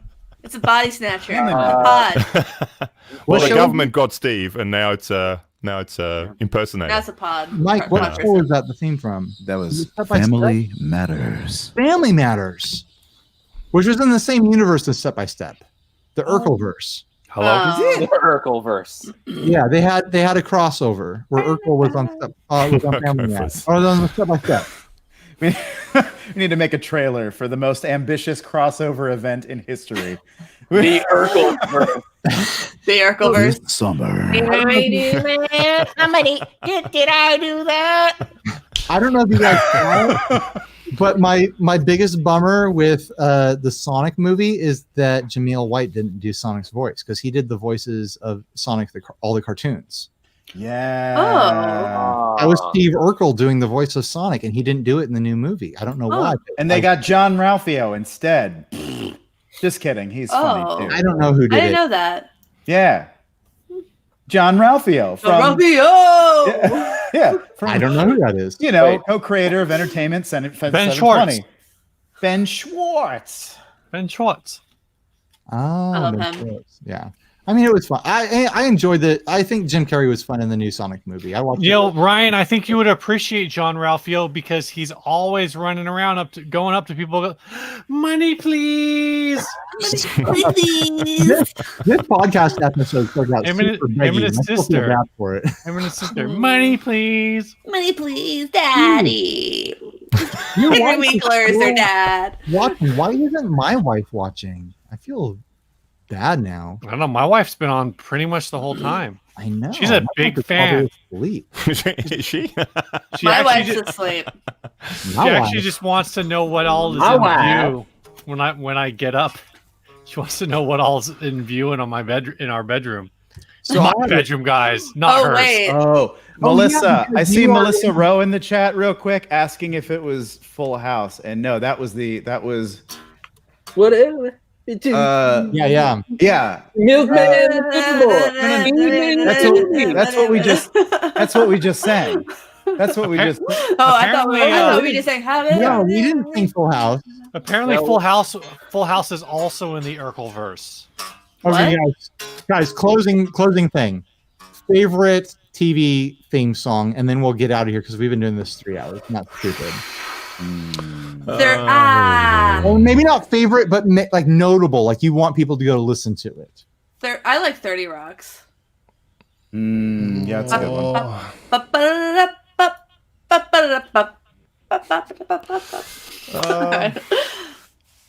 That's a hard question. I don't know, man. For me, like when I think about truly influential television show theme song for me, that Hey Arnold theme is some pretty rad. Oh, Yeah. oh Good no, Rocco's Modern Life. I've changed mine then to Rocco. Oh yeah, Rocco. Fraggle Modern Rock. Life. Like, Fraggle Rock. For like a 9, 10 Fraggle year old Rock. kid, Fraggle that's Rock. There you go. That's me. That's Down with okay. Fraggle Rock. I mean, if we're going down this path, all I can say is.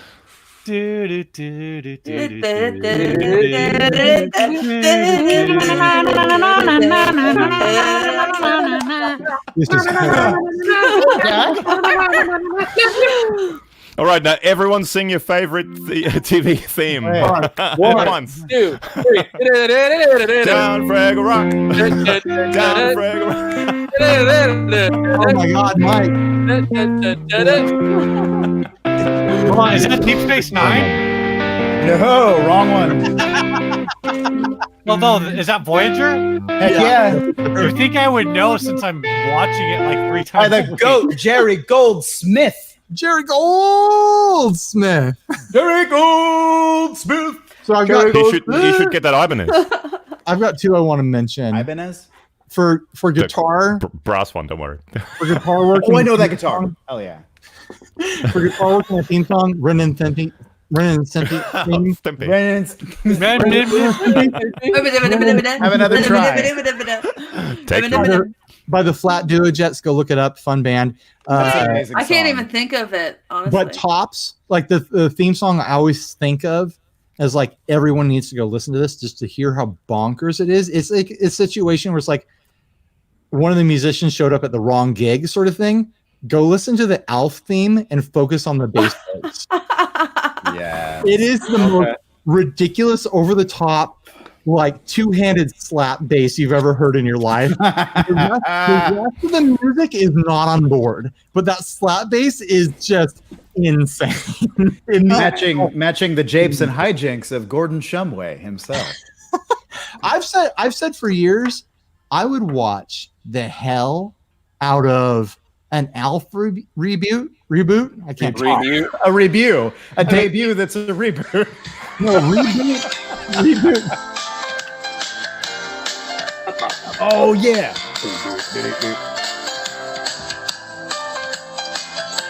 Oh yeah. That's so tight. That shit is rad.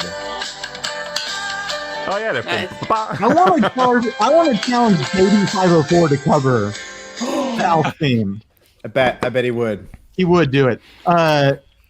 No. What was I saying? What about the mentioned it Harvey before- I Birdman mentioned it before theme? in the chat when you were talking about the Shaggs, that every YouTuber should do a cover of a Shaggs song and we release an album. Yeah. We should do an album. Every YouTuber should do a I love TV that. theme song. That's rad. I would and do the release it P- as an album and I get would do different the P and YouTubers to P. do different theme Yeah. songs. And then we'll sell it Yeah. on CD, baby, and we'll make $1.50. I'm not even that because it's all covers, so we don't get any. Oh, yeah. Hey, But streaming, the artist does get the streaming And revenue. then we'll split that $1.50 12 ways. Wow. Well, with the Nice. current exchange rate, that's like 1,000 Australian dollars, so that's great. Everything's expensive where you are. Avocados are like $8, right? Hey, Where hey I am. Ryan, before you wrap Yeah. up, I want to throw this out to the no, it's about chat. $4. $4. Okay. $20 super chat for 2 shots. Okay. Bedtime shot, $20. Ooh. $20 for 2 shots if someone will do Wait. it right now. Wait, if someone doubles that, I'll do shots too. Damn! I'll take a shot too if someone does Hold on a it. sec. $40 right now, and I'm Mike gonna and I go- will do shots. I'm gonna go get some scotch and I'll do a shot too. Holy hell, guys. You know I'm keeping this money, right? Yeah, yeah. I'm not sharing? Where's my flask? Is it We going to have happen? 53 seconds of that. 3 people watching right now. Will they make this $40 shot happen? I'll do it. I got a flask. I don't think it's going to happen, guys. I don't think anyone up this late has money. I think they're all unemployed. Oh, Fresh Prince. That's a good one. I was gonna say Pete and Pete. Since we're all ready, let's just do it anyway. For the We record, don't need to do everything I hate for money.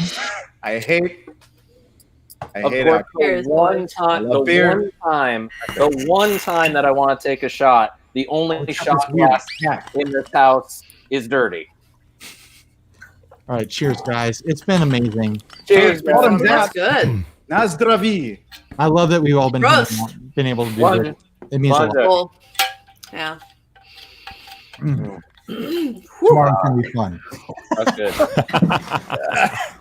Hey, I already know tomorrow's going to be fun. I live in tomorrow, so it's going to. All right, I'm gonna end the There you go. There you go.